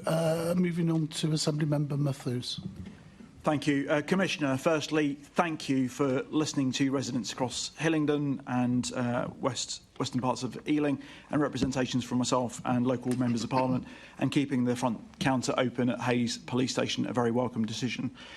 On a recent school visit that I had in that area, I listened firsthand to a 10-year-old girl tell me about how she felt afraid and unsafe on the streets of West Drayton after protesters had started protesting in the neighbourhood and flags were erected everywhere on her local streets. Commissioner, you said yourself that protest policing is now the single biggest strain on day-to-day resources. You've talked about the capital city investment that you've received in 1 year versus the 14 years previously. How are you dealing with this unprecedented demand on resources, and are you seeking to use live facial recognition at protests? So the multiple dimensions of protest that have grown since COVID really has completely transformed the stretch on London. In COVID we had all sorts of issues around anti-vax protests and various other matters. Then we start to get increasing amounts of environmental protests. More recently, obviously, we've already talked about the tensions around the violence in the Middle East, and on top of that, we've now got the protests around what you might in shorthand call asylum hotels and related issues. In West London and in East London, there are we've had quite intense protests around some of those hotels, believed by local communities to be housing asylum seekers. Some of those, many of those have been sort of peaceful protests, but some of them have been characterised by violence and racist behaviour, and that has stretched resources. And I was looking for a number. I think something like sort of 6,000 officer shifts, I think, from memory, that we've used on those events in recent months. At the moment, we are using facial recognition technology is largely being used on hotspots of crime across London, and it's been very successful. We just released an annual report, close to 1,000 arrests, nobody arrested because of a misidentification. It's having a positive effect on policing hotspots and getting wanted people off the streets. We've also used it on some events. We used it on Coronation. We've used it, I think, on a football match. We've used it on a couple of Trooping the Colour events. In terms of events policing, we haven't yet deployed it on a protest. I don't rule it out, but it's a different prospect. Given the rights of protesters, I'd be nervous about the chilling effect, so we've got to be careful about when we do it. But clearly, if we had a particularly violent protest where we had intelligence there might be a lot of wanted people turning up to it, I wouldn't rule out using it. But at the moment, that threshold hasn't been met. Well, thank you, Commissioner. But, Mayor, you've just recently launched your Loved and Wanted Fund, which is going through due process at the moment, which is incredibly welcome. In West Drayton, we recently had a church that was supporting new arrivals to the UK have a brick thrown through their window. How will you be able to provide assurances to schools and to local community voluntary groups that are working day in, day out to support their local communities with these difficult times that we're facing?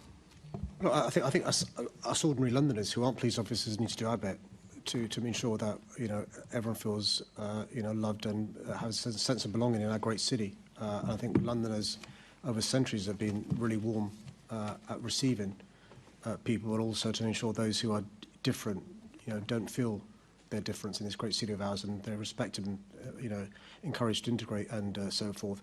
There's a policing role as well, in terms of the confidence it brings when people see a uniformed police officer. And that's one of the reasons why I've been persuaded to invest even more money in policing in terms of neighbourhood police teams, incredibly important in making people feel safe.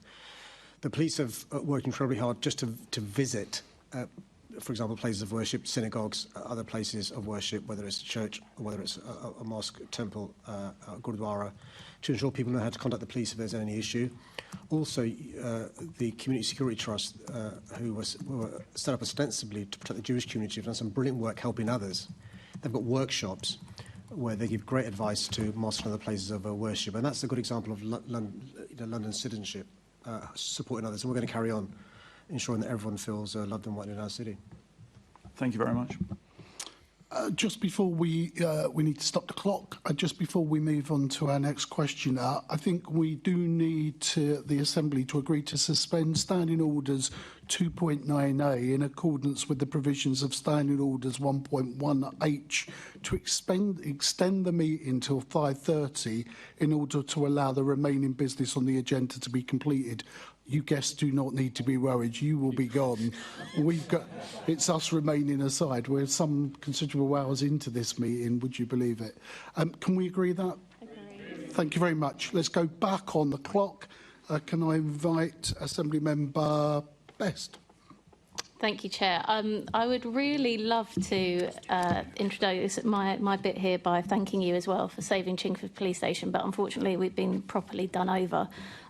So I just wanted to start with you, Mr Mayor, and you said earlier that obviously when it comes to your promise on keeping every borough, a 24/7 station in every borough, that you said when the facts change, you change your mind. You said earlier that you listened to the Commissioner. OK, let's go down that avenue. The thing that doesn't rhyme true to me about that, the thing that I'm confused about, is in 2017, you went to the effort of in making sure we had the Met engagement plan when we were looking at stations, which meant we knew who uses stations, which meant we knew why they were using stations, which meant we knew the types of crimes that were being reported, which was really important because it highlighted things like 14% of rapes were being reported at front counters. Why on earth, if this was actually important to you, if you've repeated it year after year after year after year, fair enough, the Commissioner comes to you and says things have changed. Why did you not say, I want that data? If you think this is the right way to go, I want that data that shows me it's the right way. As the Commissioner has alluded to, things have changed a lot since 2017. One of the things that the pandemic did is it accelerated the use of technology from people who hitherto were not using technology. And we've seen that in the NHS in terms of how doctors now operate, but also in terms of the police. It wasn't the case in 2017 that more than 90% of crimes are reported either by phone, online, big game changer, and to a neighbourhood police officer.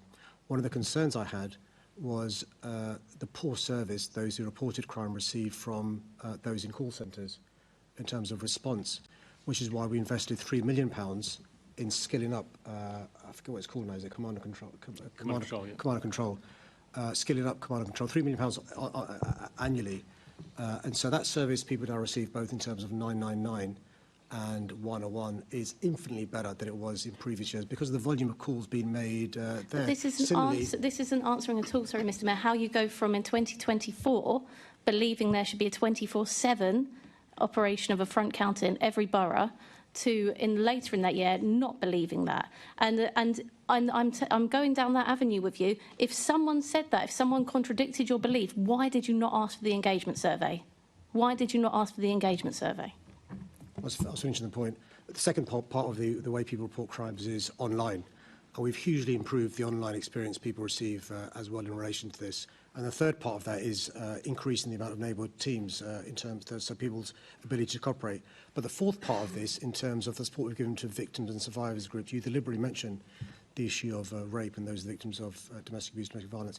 There are now more and more groups funded by City Hall, which provides a way for people to report these horrible incidents to them. In relation to the decision the Commissioner had to make savings of £260 million, he had workforce efficiencies, non-workforce efficiencies, and then what we call tough choices. And we went through all those tough choices, and there are basically two ways to do this.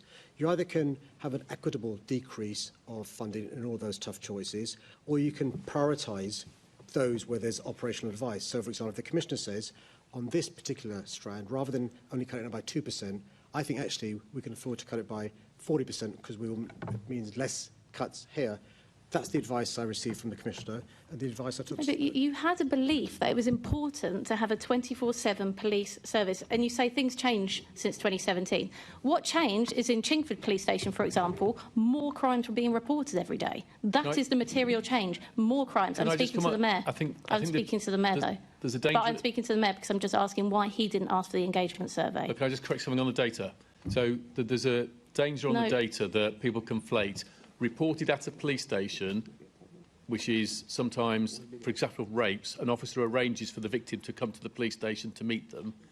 That is not the same as reported as a front counter, and I think there's a danger you conflate the two of those. These are your statistics that you've given us. If they're not right, then maybe you should do with something about that. Maybe you could have had a Met engagement survey and you could have told us how many crimes were reported, but you didn't. And actually, Commissioner, you believe this, but what my question is, why, Mr Mayor, did you not ask for that? But now the Commissioner has saved the day for you because you don't have time to answer that. Commissioner, Ian Duncan-Smith has written to you in August. He's written to you in October. Well, sorry, you did have 3 attempts to answer it and you couldn't. Sorry, I missed that. Who's written to me, sorry? Ian Duncan-Smith has written to you in August. He's written to you in October. He hasn't received an answer in relation to Chingford Police Station. I've asked you for a meeting in relation to Chingford Police Station. Please, could you try and take this seriously? We haven't had the engagement survey. We don't have the data. Could you at least engage with stakeholders about how we go forward now? We know that our front counter helps reduce crime in Chingford. We know it's saving the Met money. We'd like to talk about how we move forward into the future. So we have supplied an awful lot of information to councillors, to MPs. I just want you to say that you'll meet with us. You haven't actually written back to the letters, and I don't have time for and we've done multiple briefings on these choices. So will you have a meeting with... I'll double-check this correspondence has been dealt with. And will you write back to the letters that you haven't written back to? I'll double-check that it's been dealt with. So you don't want to write back to letters and you don't want to have a meeting? I didn't say that. I'll double-check that it's been dealt with.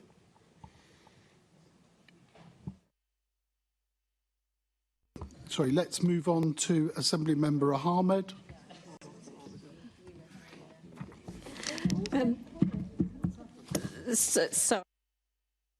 Sorry, Chair. We were just enjoying the last exchange.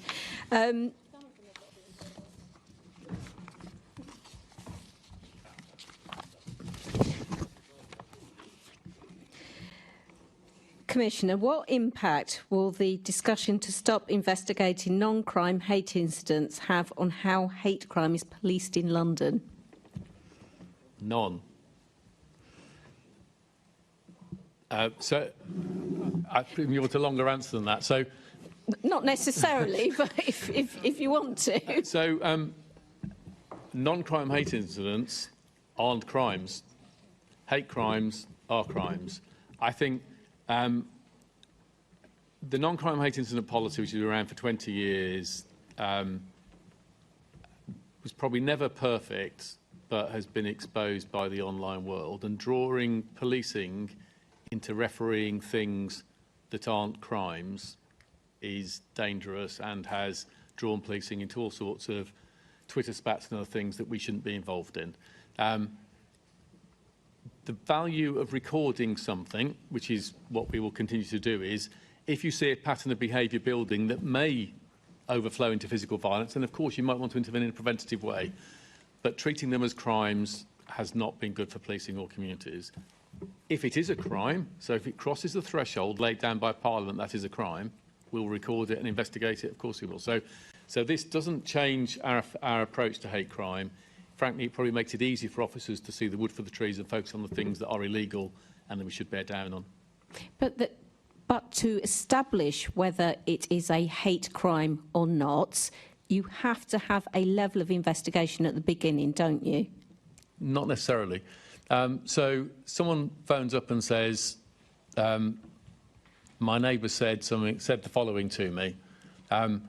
Based on that phone call, you can make a judgment. Well, that's irritating, but it's not illegal, or it's illegal. You can make that judgment fairly early on in most cases.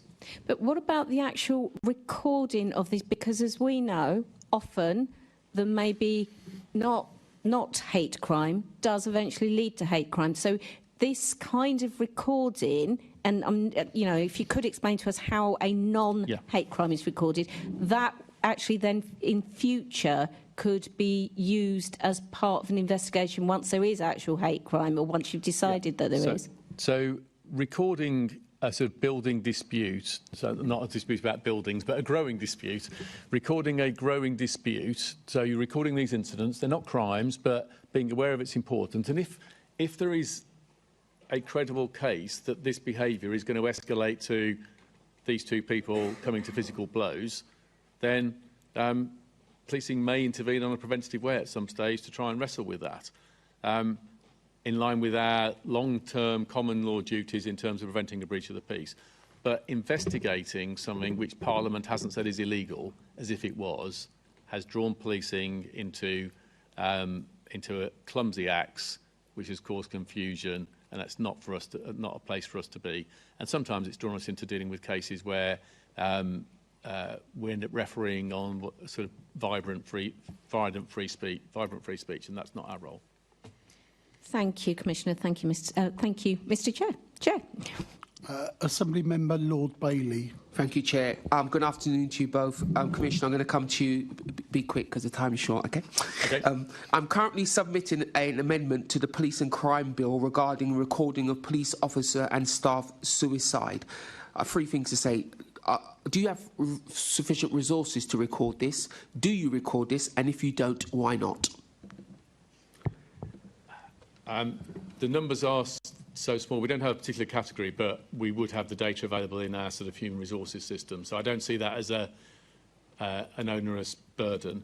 I think officer and staff welfare, with the trauma that they carry, what they're involved with, the PTSD can build, is important. We put a lot of resources into how we support officers who are assaulted, officers who are dealing with trauma on a regular basis. We talked about sexual exploitation earlier. People wading through these traumatic cases day after day can really affect people. We have a more mature culture than the police service I joined 37 years ago, but you'll see a reference in our second phase of New Met London 2 in terms of looking again at what more we can do in terms of officer wellbeing and support. With all what you've just said, firstly, how would you know the numbers are so small if you don't record them? And with what you've just said, don't you believe you should record them? So we record them. We've got our employment, they're recording the organisation. The reason I know they're small is a matter like that, a member of staff or a police officer committing suicide, I get told about. It's the sort of thing that is sufficiently notable that the senior people in the organisation get told about it. We don't have somebody commit suicide and nobody notices. It happens. And so they are small. They are very, very small numbers. I don't have a number I can cross out. I'm not asking you for a number. That wouldn't be fair. But what I am going to ask you to do is speak to the police fed, because they're very firmly under the impression that you do not record these things. So I'll just leave that with you, something that you can deal with. I want to quickly flip to something else. I understand that officer confidence in using their powers has been declining recently. Are you receiving sufficient political backing from the Mayor to properly support your officers? I've spoken to a lot of officers off the record, and some have given me pretty horrific stories where they're having to make a decision about their career or using the powers they have, you know, the preservation of the career. Are you receiving some of these things? Your surveys would suggest that it's true. And what are you and the Mayor doing about that? I think officers' confidence to use their powers and feel supported for split-second decisions made with good intent is really absolutely vital. There's a lot of public debate on those things. It's not for me to comment on politicians, but I and the leadership team do everything possible to make sure officers can see they're supported for those difficult decisions. It's perfectly possible for us to watch something and think, in hindsight, that could have been done differently, but an officer was doing their best on that day, and that should be dealt with by a sort of management conversation, learning, reflection. It's important officers don't feel constrained as they turn up. This morning, I was visiting an officer who was stabbed a couple of days ago, arresting a dangerous person in the house. He's got fairly serious stab injuries to his hand and arm. He's turning up at a dangerous place. Him and his colleague are using force. They're using a taser to contain somebody. I want officers to be confident in using their powers, otherwise they end up with even worse injuries, and they deserve all of that support. And they get it from me, and and it's important they get it from all politicians. But your officers, your surveys, again, I point out the fact your survey suggests this is not anecdotal, say that officers don't have that support. They don't feel like they have that support. They do not feel like they're supported by senior officers in particular. They definitely don't feel like they have political cover. And what are you specifically doing to arrest that feeling in your officers, excuse the term, because that is a real danger to the public if an officer will not exercise the powers that we have given them. You know, what are you doing? If you speak to officers, they say some pretty harsh things about senior management. You've got to turn that around. Yeah, so they see the frank comments we're making on the back of we've had some recent high-profile cases involving officers prosecuted for driving and the use of force cases, shooting cases, and they have seen how robust I've been in my support of them. As an example, you've seen that we asked and pressed the successive Home Secretaries for what became known as the Accountability Review to rebalance some of the issues that means that the legal system meant that officers using force in split seconds were unfairly scrutinised for extended periods. We've recently had the case of Whiskey 80, who is finally free from the misconduct process 10 years after he shot and killed a potentially armed criminal a decade ago. I've run out of time. So I've been fighting for changes to the law, and officers can see that. I've run out of time, but we will return to Whiskey 80 and November X-ray 121 as well. Mayor, I'll write to you. You got off on this one. Thank you, Chair. Let's go to Assembly Member Turrell. Thank you, Chair.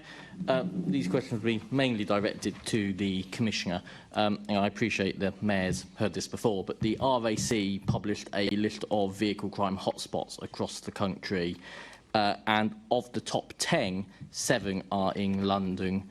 8 are in London, actually 7 are in outer London. Last night I was in Bexley at a Met Engage event and talking to some of the hard-working officers we have in Rowley. I was talking to them about tackling car theft, and they let me know that some of the car manufacturers aren't always so cooperative with the police with requests for car tracking data once the car's been stolen. Is this an issue you're aware of? I hadn't picked up that particular data. I know we have a very good relationship with some companies, which has led to rapid recoveries of vehicles. I know I've come across cases with stolen vehicles sort of immediately being driven to places where they are then maybe put in a metal shipping container so that the signal no longer works. Also, some of the tracking devices are more easily removable and removed within sort of minutes of the theft, which makes it difficult. So the work with the manufacturers is really important. Some of them are very good at keeping their security systems, the electronic security systems, up to date and improving and ahead of the criminals. Others have been less successful in that. Overall, vehicle crime in London has been falling year on year and continues to do so. Thank you for your answers, Commissioner. So we know that organised gangs are stealing cars to order and they're stealing them for parts, and we know that this funds criminal activity across London. So by tackling this, we can make London safer in its entirety. So are you confident that you have all the tools you require to tackle this issue, or are gangs currently outpacing the system? We have... There's nothing leaping out in my mind at the moment in terms of tools and tactics that we're looking for. I'm going to take away your question about whether all manufacturers are as cooperative as they need to be, and I'll double check on that and I'll follow up on that if I need to. But in terms of criminal powers and legislation, we have what we need. Thank you for that, Matt. The vehicle crime's down 14% since April this year. Thank you. So I'm just going to quickly change topic and move on to facial recognition. On this, because I've been talking to campaign groups. I think, obviously, we're policed by consent, and that and that's important as technology evolves. So, can I just check that you are committed to working with civil liberty groups to ensure that, as this is rolled out, it is rolled out in a transparent manner and bringing people along with us?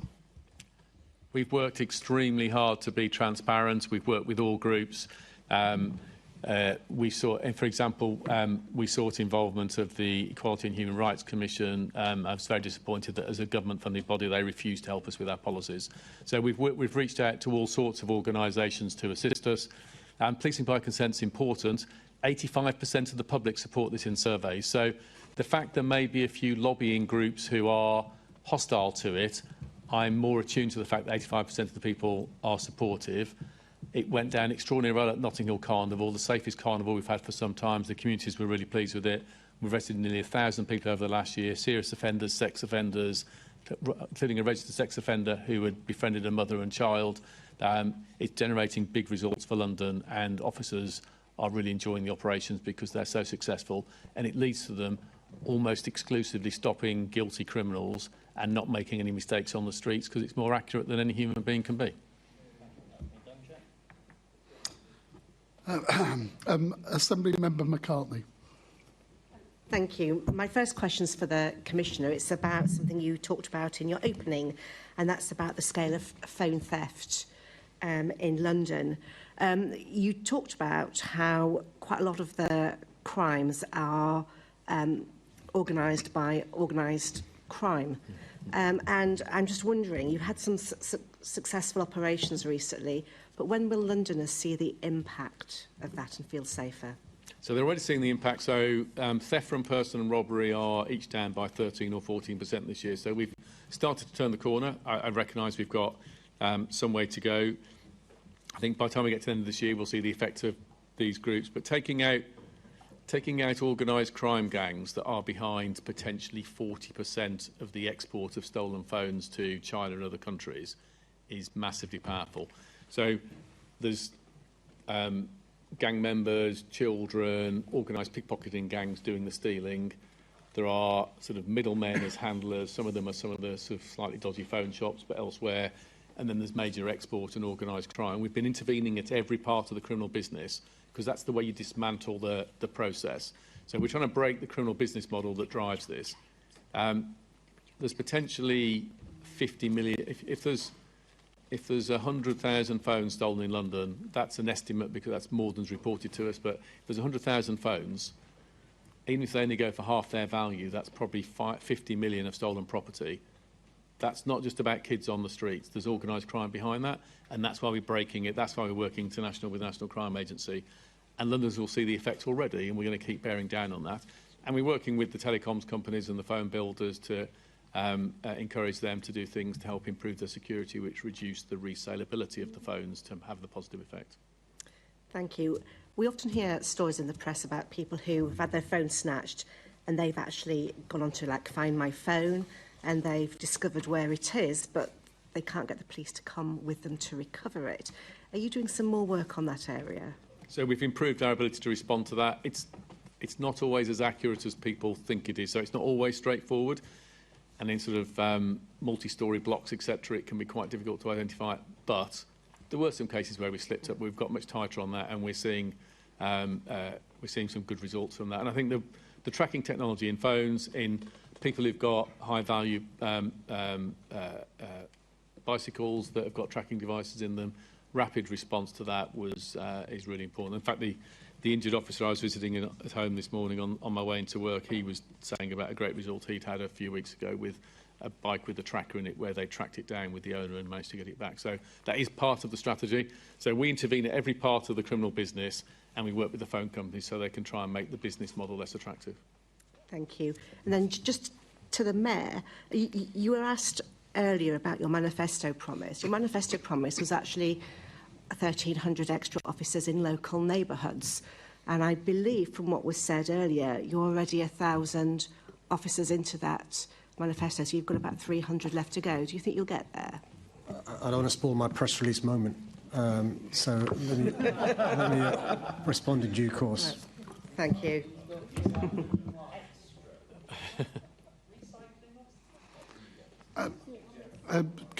Sorry, apologies to Assembly Member Small-Edwards. I missed you off the list earlier on, so can I bring you on before I bring the next speaker in? Thank you, Chair, and good afternoon, Mr Mayor. Good afternoon, Commissioner. My first question will be to the Mayor. Mr Mayor, it's encouraging that homicides in London are at their lowest levels since monthly records began, down 58% since 2003. Firstly, what do you attribute that change to, and what more are you doing to bring this most tragic form of crime down even lower? Look, I mean, in my opening, firstly, thank you for that question. It's probably one of the most important questions you can raise when it comes to safety, which is reducing the number of people killed through homicide. Without in any way excusing criminality, I'm quite clear, and I said this in my opening, about some of the complex causes of crime, deprivation, inequality, lack of opportunities, and so forth. So yes, of course, we've got to be tough on crime, and that means supporting the police, bearing down on those who may carry knives or guns, bearing down on those who may be members of criminal gangs, but it also means preventing. Crime isn't inevitable, it's preventable. So in London, we've had a public health approach. We set up the country's first violence reduction unit in 2019. So in addition to being tough on crime, and so Mark can talk about some of the tough on crime practical things he's done, we've been tough on the causes of crime as well, giving hundreds of thousands of young people positive things to do, giving them mentors and so forth. And so, so Mark and I are the least two complacent people you'll find on this sort of issue.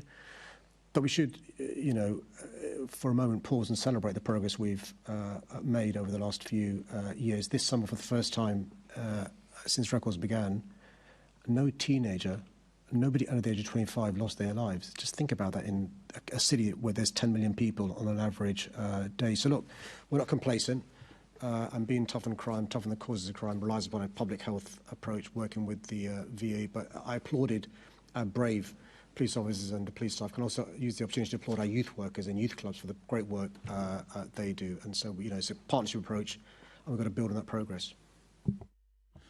Thank you. And Commissioner, what interventions or operational changes do you attribute the reduction in knife offences that we've seen this year compared to last year? So we've been bearing down on knife crime. Some of that has been behind the supply offences behind it. Just before Carnival, there was a wholesaler of zombie knife type weapons in the Ealing area, which was taken out, and there have been lots of examples of offences like that. Just being relentless on day-to-day knife crime.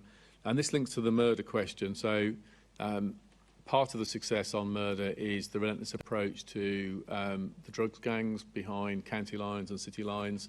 The vast majority of the young men running those lines are men of violence who've got a very sordid track record. Putting them in prison keeps down violence amongst drug gangs and also helps us identify the children who have been exploited and try and help local authorities and others rescue them. We're solving sort of best part of 100% of murders as well, and we've been targeting the most dangerous predators against women and girls. We're keeping firearms discharges down, we're seizing more and more firearms, and that's at sort of record low levels. So there's multiple intervention points in this. We haven't this year had any case of inter-gang violence which has generated multiple offences. We've managed to, after the first offence, leap on it so quickly that we've stopped that tension, creating 3 or 4 offences after one offence. Thank you. Commissioner, do you think the shift from safer schools officers to dedicated ward officers now having those responsibilities could potentially hamper the progress that we've made on serious youth violence? I think the opposite. I think children are most at, the reason we've done it, children are most at risk between home and school.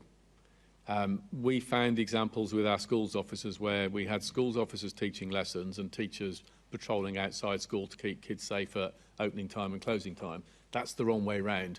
So schools officers having the skills to go into schools when necessary, but being fundamentally about working in wards and protecting children between school and home is part of what's going to help us keep crime down and keep children protected. And as the Mayor said, keep teen homicides down, which is such a horrific waste of life. It is indeed. Thank you very much, Commissioner. Thank you, Mr. Mayor. Back to you, Chair. Mr. Mayor, how can you sit there with a straight face and say crime is down? Since you became mayor in 2016, knife crime has gone up by 27%. Violence against the person has increased by 26%. Robbery has increased by 57%. Theft has increased by 37%. Shoplifting has increased by 109%. Sexual offences have increased by 64%. All crime since you, Sadiq Khan, became Mayor of London have increased by 26%. Don't Londoners deserve the truth about the state of crime in the capital from you? Well, Chair, before I respond to the supplementary question, can I ask you to use your good offices to make sure that Assemblymember Tyrrell doesn't have the whip removed for raising concerns of civil liberties groups? We were taken aback by the concern for human rights coming from the Tories, but we welcome. He's wasting time, Mr. Chairman. Doing so. Look, let me respond to the question that was written for the member on his behalf for him to read out. I, in my opening, just mentioned just some of the examples of the progress we've made since 2016, reducing crime in the face of a rising population and in the face of government austerity. I mean, the ONS, which has nothing to do with us, themselves says, and the Commissioner referred to this in a different way, that you're less likely to be the victim of violence in London than the rest of England and Wales, less likely to be the victim of violence with injury in London than the rest of England and Wales. And we've just been talking about the progress made reducing the most serious crime there can be, which is homicides in London. There is a concern, though, which has been raised with me over the last few years, about high-volume crime, what we call high-volume crime, in relation to shoplifting. So the answer is you don't want to talk about the truth. What you're doing now is what you did at the beginning. You spoke about random date ranges that fit your narrative. That's not how crime statistics work. And if you don't like what I've read out, then speak to the Commissioner next to you and ask him if his officers are reporting the truth.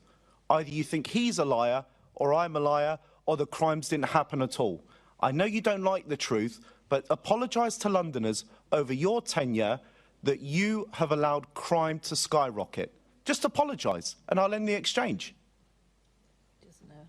Well, Chair, let me deal with the list that was read out. Theft from motor vehicle, down by 18%. Over what date range? Over what date range? Burglary. Over what date range? Over what date range? Since you became Mayor of London, over what date range? Over the last 9 years. Not the last month.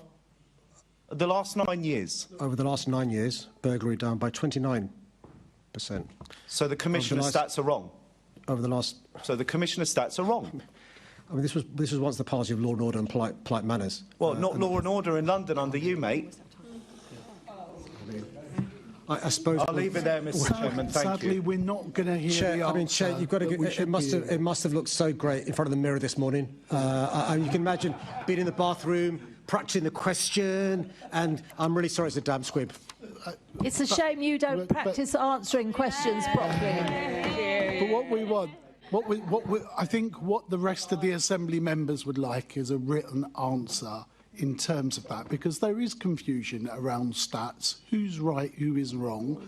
I think in terms of, I don't think you're misleading us or not, but equally there are some stats. Can we have some written response, maybe from you, Commissioner, about explaining the stats that would be useful, that can go to every Assembly member and be a public record? I think we can do that, Chair. And the point I would make, I would also want to draw out in that response where reported crime numbers are most accurate or survey numbers. So, for example, violence against women and girls reporting has been growing for a decade, which is a positive thing because it is so massively underreported. So some crimes like murder, the recorded crime is highly accurate.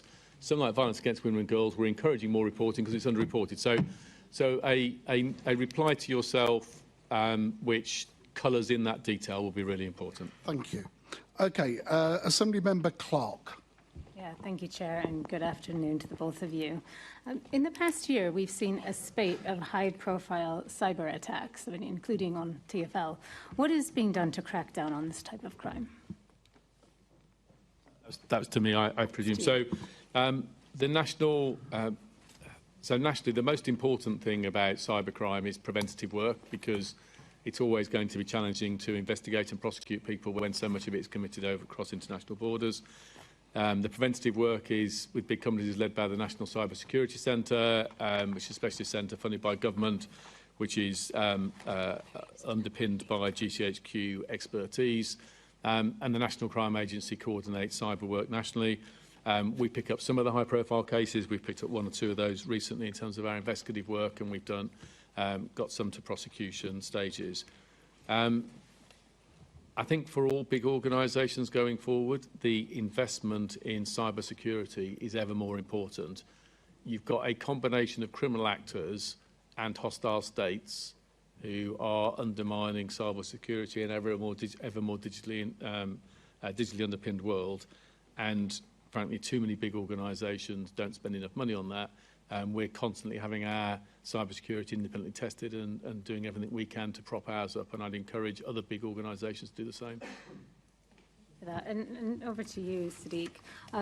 You know, in light of all of these cyber attacks across the country and across the world, what steps are being taken to ensure our critical infrastructure in London is protected against digital threats? I think we've got to work on the basis, thank you for your question, that cyber attacks are going to go up, not down. Attempts to cyber attack will go up, not down. The Commissioner's referred to state actors. There are also non-state actors using it as ransomware. In the public domain, we've heard about Transport for London, Heathrow Airport, Jaguar, Marks and Spencer's. There are incidents which we don't hear about in the public where ransomware and other forms of serious organised criminal groups. We're doing a number of things in terms of what the Commissioner referred to around prevention. So the London Office of Technology and Innovation is, for example, working with councils to make sure they have the resilience and they have the right systems in place, making sure people know what to do if they're the victim of cyber attack, but also prevent it in the first place is incredibly important. It's really important to also recognise a lot of this is the primary actors are not in the UK, which limits the ability of the National Cybersecurity Centre, the National Criminal Agency and the Police Service to respond. That's why it's incredibly important to build in systems to avoid it happening, which is frustrating for those of us, for example, who've had to change authentication, how we get into the system because of the TFL connection and stuff. And that's, I think, a price worth paying, that additional ID recognition to avoid bad actors getting into our system. Okay. Did you want to come in? I was just going to come in. This, in some ways, cyber spreads across all crime. So, for example, we've invested in a cryptocurrency team. So we're increasingly finding criminals using cryptocurrency as part of money laundering. So having our own expertise in that has been important. People have seen the recent conviction in the Chinese-related fraud that, where we've seized several billion of cryptocurrency, which are the sort of accumulated profits on the back of maybe £1 billion worth of fraud in China. These are indicative of the sort of cases which have a cyber element but are fraud beyond the cyber attacks which you may have been referring to. Yeah, that's great. Thank you. Thank you, Chair. Assembly Member Cooper. Thank you very much, Chair. Good afternoon, Commissioner. Good afternoon, Mayor. I wanted to ask you about how the tough choices for the Met interact with the progress that you've been making in terms of decarbonising the police estate. Assemblymember Roberts earlier on mentioned the estate strategy, and I know from conversation in the Police and Crime Committee, and you have mentioned several times, Commissioner, that the amount of budget that you've had would allow you to do up the buildings over a sort of 120-year cycle, which is clearly not fast enough. But I just wondered if you could say a bit more about how the Met is approaching that in terms of the buildings and also in terms of the electrification of the fleet, which obviously has the very good impact because the electric vehicles are pretty quick, so rather good for getting the officers out there. But obviously then you need to charge them up. Exactly. So I'm really clear. My legal duty is the policing of London. My only green legal duty is the 2050 commitment that came in legislation with the last government. So my prime aim in terms of vehicles and estate is the best value for the policing of London. So that's my starting position. Clearly, in a tie-break situation where you've got two options and one's greener and they're the same price, of course you're going to lean towards that because that helps you get towards the 2050 commitment. All of our estates work, we look for those opportunities, and clearly often green solutions are cheaper because they save fuel, for example. So we'll always do that. My biggest concern in terms of investment going forward is, regardless of legal duties, the vehicle manufacturing sector is moving rapidly to more and more electric vehicles. So even if we wanted to buy combustion engines in 5 or 10 years' time, there's not going to be many of them available. So having the infrastructure support a green fleet in the next few years is actually a great worry to me, because the cost of putting that infrastructure in place is enormous. Yeah. And at the moment, we don't have the capital for that. And that sort of, you'll see in our estate strategy, longer-awaited estate strategy that was mentioned earlier. But I've been waiting longer than Assembly Member Robertson. I'm not holding my breath, therefore. That will be, that's one of the factors that is the non-negotiable. We're going to have to prop up our buildings that are poor quality. We're going to have to do the electrification of fleet. And that immediately takes you way, way beyond our existing budgets, and that's part of the challenge. So I'm going to turn to the Mayor, because he has set up a Green Finance Fund. And as far as I understand it, the Metropolitan Police is eligible to apply to the Green Finance Fund. I know that there's been some money through the Public Sector Decarbonisation Fund that has come to the Met, and I think you've had about 100 million, and that's gone into various different places. And obviously, the more we insulate the buildings, the less they, you reduce the running costs, which I know you're quite keen to do in terms of the estate. But also, presumably, the Green Finance Fund might also be available for the installation of electric vehicle charging points as well, which are critical to get officers where they need to be, whether that's on an electric bike, in an electric car or any kind of vehicle. Can I just find out from the Mayor, if the Met was to put in a bid to the Green Finance Fund, would that be looked on positively? I'm not going to comment who's my favourite commissioner. They're all able to apply for that fund. So, Commissioner, you're not going to get an answer here and now because he hasn't seen what you're going to bid. Are you going to put in a bid to the Green Finance Fund to fund some of these critical, we need to bring these buildings up to a good spec for the people that work in them. I'm sure the Mayor will want to put all of his Green Finance Fund towards the Metropolitan Police. But in all seriousness, we have had some of our estates and other money so far has come from, I think, government green grants and from mayoral green grants. And we'll continue to look for those opportunities. Anything that creates a win-win where we can achieve more in terms of modernising estate and improving fleet and get greener and all the economics work out, then we'd be foolish not to do it. We've done some already and we'll keep looking for more. So if assuming money was no object, which is clearly not the case, how many electric vehicle charging points would you like to have across the estate, and what kind of timeline would there be in installing them? It'd be hundreds in the next few years. To give you an exact number off the top of my head, I can't do. But the challenge for our response vehicles are on the road pretty much 24/7. Officers are back in the station for half an hour here, an hour there. So you need rapid charging points to be able to keep those vehicles on the road. And having the majority of those in police stations is important. Just having random ones on the streets is not going to be desperately helpful. That's going to be the big challenge. And of course, there isn't always a big enough electricity cable in the street outside to be able to supply those as well. So it goes to wider infrastructure beyond policing. Yeah, I'm not going to ask you to answer the questions about how we deal with the grid issues as we decarbonise and decentralise, because I think that might be slightly beyond your remit. Thank you very much, Commissioner. Thank you, Mayor. Thank you. At this point, we stay on the clock. It's me that's going to be speaking on behalf of the Labour Group. Let's turn our attention to football. I should register a interest as a season ticket holder, a proud season ticket holder of West Ham United.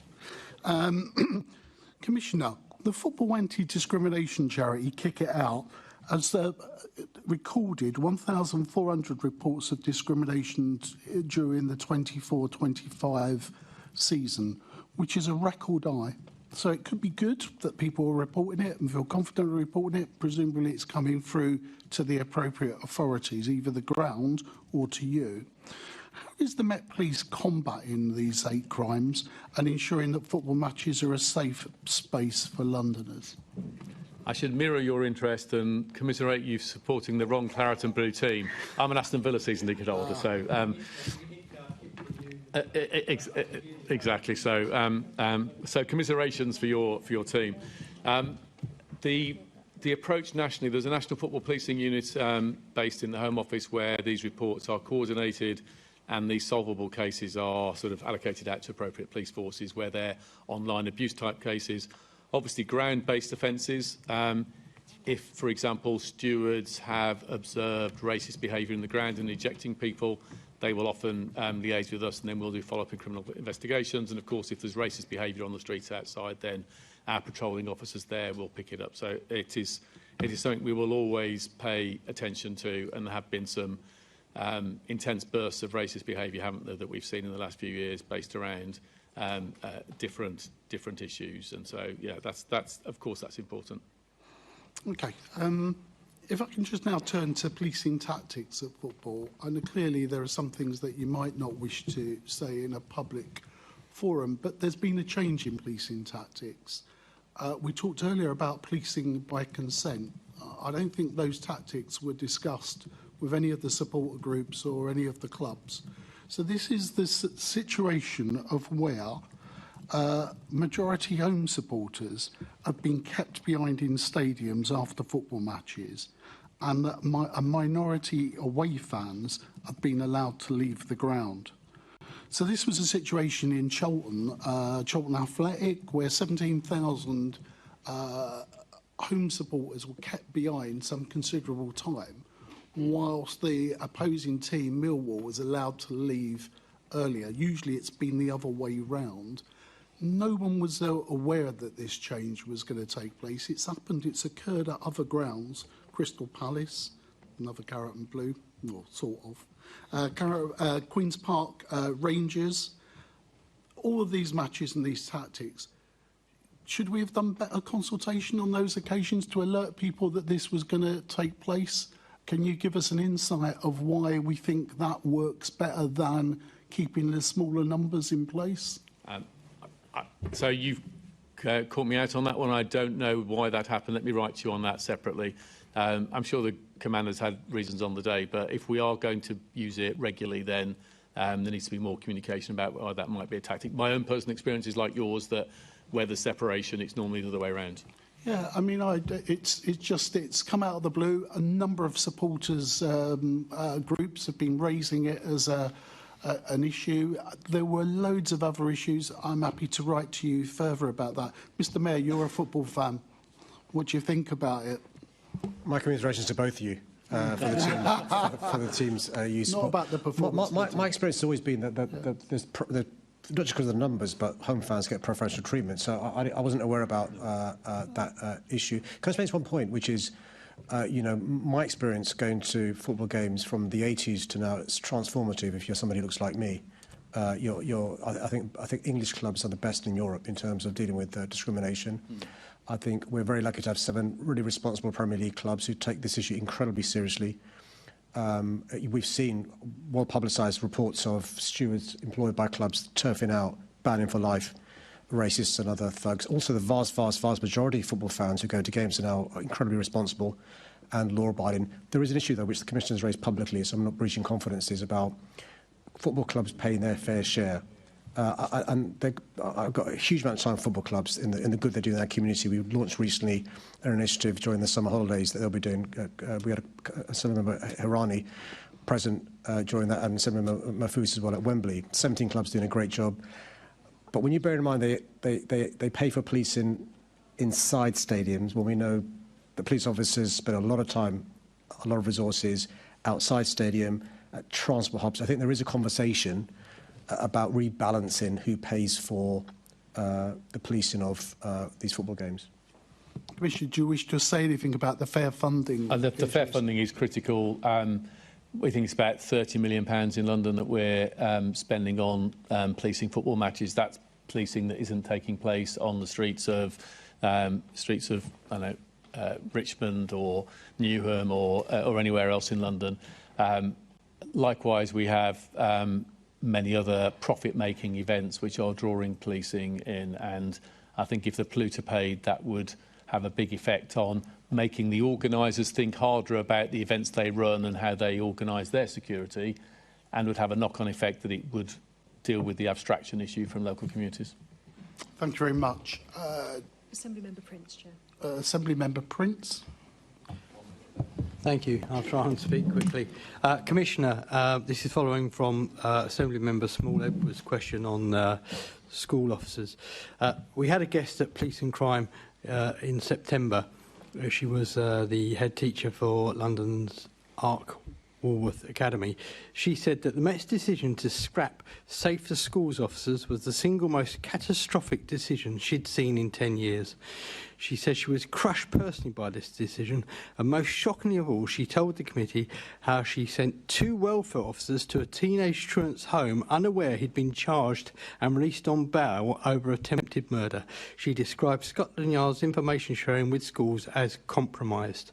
Would you like to comment on that? I don't pretend it's not contentious in some quarters, this decision. There's been a lot of engagement with head teachers throughout it. I think some are happy with the new arrangements and the liaison that's taking place with schools officers, working more in wards, liaising into the schools. Some would rather keep the police officers in schools. Likewise, there are groups that say police officers shouldn't be in schools at all, and it sort of risk criminalising school mischief. So I think there's a finely balanced issue. My concern, primarily, is the safety of children being at home and school. The Mayor and I have both talked about the reducing teen homicide rate, the safety on the streets of London, and keeping bearing down on that is the most important issue. And I want to leave teaching to teachers, and we'll work with teachers where there's safeguarding and crime issues where we can help. Thank you, Chair. Commissioner, I'd like to go back to something that you've often talked about in terms of resources and saving money, and that's the use of AI, and more effective use of AI within the Met. I'm aware of an initiative with, dare I say it, Greater Manchester Police, who have been using AI for crowd management, and very effectively by the sounds of it as well. Something like that would be incredibly useful for some of the issues that we face in London. And I am aware that there have been, conversations with LSE, I think, to actually see what we can do here in London in that respect. Could you tell us a little bit more about that? And have you spoken to Greater Manchester Police about their experience? I haven't. They may be using the same technology we've used at Notting Hill and elsewhere in terms of crowd management and crowd density and crowd flows. But that is a perfectly good use of AI technology. And outside of here, I'll see if our technology or their technology is better or different or whatever. I think if you look at things like that... I think it is different. It's different from what's been used in Notting Hill. OK, well, we'll have a look whether is it better or different or whatever, I don't know. But the principle I completely agree with. The AI, effectively technology and facial recognition is having a big effect. Other areas of technology, we've started testing drones as part of response capability in Islington and Westminster, which will help us do a better response to scenes of crimes, get earlier evidence, be able to pursue offenders more safely. Those are examples. And we're now starting to look at sort of areas of automation to be able to make officers more productive, deal with the admin so they can spend more time on the streets. And of course, our approach to the V100, so identifying the most dangerous predatory men, out of all the men named as suspects on offences against women and girls each year, tens of thousands in London, identifying the most dangerous repeat predators out of all of that data so that we can throw specialist resources at them and get them locked up as quickly as possible to protect others from them.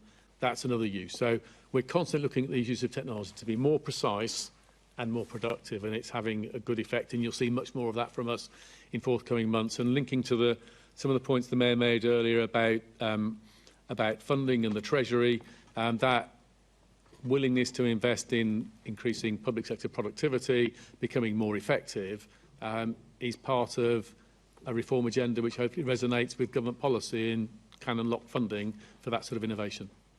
Thank you. And certainly the use of drones in my own area in Kennington is something that I'm looking forward to see the results of. Thank you very much. Thank you, Chair.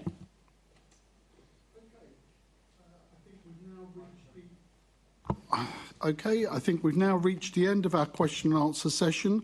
Thank you to our guests for answering our questions, and you are welcome to leave the chamber. But before you go, I just want to acknowledge the Commissioner, because something was said earlier on about the non-attendance. You've shown by personal leadership and attended a number of meetings, which we are extremely grateful for, because legally you don't have to.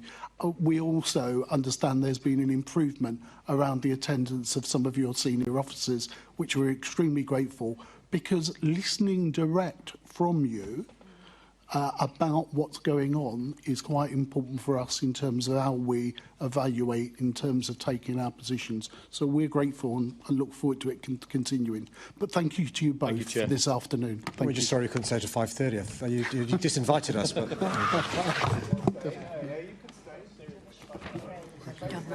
That's right. OK, can I ask the Assembly to agree the motions set out in the agenda in my name, namely that the Assembly notes the answers to the questions asked? Agreed. Thank you very much. Look, we've already agreed to extend the meeting. Look, do you want an adjournment or can we crack on? Yes, crack on. Okay, crack on. Right, OK, I hear you. So let's actually get going. Assembly is in agreement that we move on. Let's deal with petitions. Can I ask Assembly Member Best to present the petition listed on the agenda in her name? No, I got all excited saying crack on and then I realised it was going to be me, sorry. Thank you, Chair. I'd like to present the petition from Councillor David Taylor with 856 petition, and the prayer is as follows. We, the undersigned, object to plans to stop Romford Police Station from operating as a 24-hour desk. We ask you to urgently reverse this decision in order to keep Romford safe. It has been reported that Romford Police Station is going to stop being a 24-hour desk. This means that residents will no longer be able to access police services during the night at the station. Romford is a busy London town and we have consistent issues with crime in our town centre. Closing the 24-hour desk is a bad decision and will only risk public safety further. This petition is calling on Sadiq Khan and the Met Police to urgently reverse this decision. Thank you. Can I call on Assembly Member Wilson to present the petition listed on the agenda in his name? Thank you, Chair. And on a similar subject, because it's obviously something that a lot of people in London are very, very concerned about. So I'd like to present the petition with 2,166 signatures, and the prayer of the petition is as follows. We, the undersigned, call on the Mayor of London and Metropolitan Police to scrap the proposed closures and reduced opening hours at police station front counters across London. London Mayor Sadiq Khan and the Metropolitan Police have announced a series of closures and reduced opening hours for police station front counters across London, in direct breach of Khan's 2024 election manifesto pledge to keep a 24/7 front counter open in every borough. Across London, this means closing the front counters at Barking, Chingford, Church Street, Harrow, Kensington, Mitcham, Pinner, Royalty Studios, Twickenham and Wimbledon police stations, reducing the opening hours at Acton, Bethnal Green, Bexley Heath, Brixton, Bromley, Colindale, Croydon, Dagenham, Edmonton, Forest Gate, Hammersmith, Hayes, Hounslow, Ilford, Islington, Kentish Town, Kingston, Lavender Hill, Plumstead, Romford, Stoke Newington, Sutton, Tottenham, Woolworth and Wembley police stations, and leaving no front counters open in Harrow, Kensington and Chelsea, Merton, Richmond and Waltham Forest boroughs.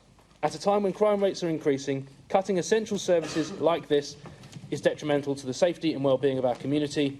For residents in London, the police station front counter is not just a desk, it's a symbol of security, a place for immediate help and a cornerstone of justice. Sadiq Khan and the Met are misleading the public by only quoting crimes reported and not taking into account all the other footfall that occurs at these front counters. Thank you, Chair. Can I ask the Assembly to agree to refer the petitions to the Mayor and the Metropolitan Police Service for a response? Agreed. Thank you. Can we then go to petitions update? Can I ask the Assembly to note responses received to the petitions presented at the 5th of June 2025 at London Assembly plenary meeting and at the 11th of September 2025 London Assembly Mayor's Question Time meetings? Thank you. I'm now moving into motion. In accordance with Standing Orders 4.2a and following discussion with the Assembly Party groups, I've agreed to vary the time limits for speeches for the remainder of this meeting so that the mover of the motion or the amendment may speak up to 3 minutes, the seconder of the motion or amendment may speak up to 2 minutes. Any other speeches may last up to 2 minutes. I'm now moving to motion 3.1 in the name of Assembly Member Cooper to move. Thank you very much, Chair. And I'd like to start by thanking Battersea, Cat Cats and Dogs Home, who were here earlier on today to talk about this matter, and also including the Animal Welfare Officer from Wandsworth Council. They helped to organise the event along with Rosa, so that we could have some discussion and hear from them about the issues that they're facing. And I'd like to thank all of those Assembly members from all political parties, and we did have somebody from all of the parties who came along to listen to what Battersea and animal welfare officers had to say.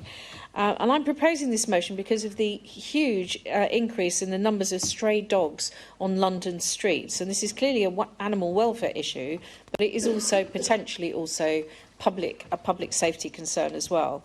The data is very clear. Battersea's intake of stray dogs has almost doubled since 2021, and the majority of these dogs are not actually strays, but in fact they have been purposefully abandoned by somebody, sometimes tied to a fence, lots of them tied outside on the railings outside Battersea, sometimes pregnant cats with their kittens, sometimes just the kittens. I visited yesterday and saw kittens without mothers 2 or 3 weeks old that they're hand rearing because they've just been abandoned on the street, and met a 2 to 3 month old puppy who was leaping around and has started to be socialised. But, you know, these are really difficult situations, and some of them are really tiny dogs, some of them are enormous dogs. There's absolutely the whole range of dogs, from retired greyhounds through to a Maltese.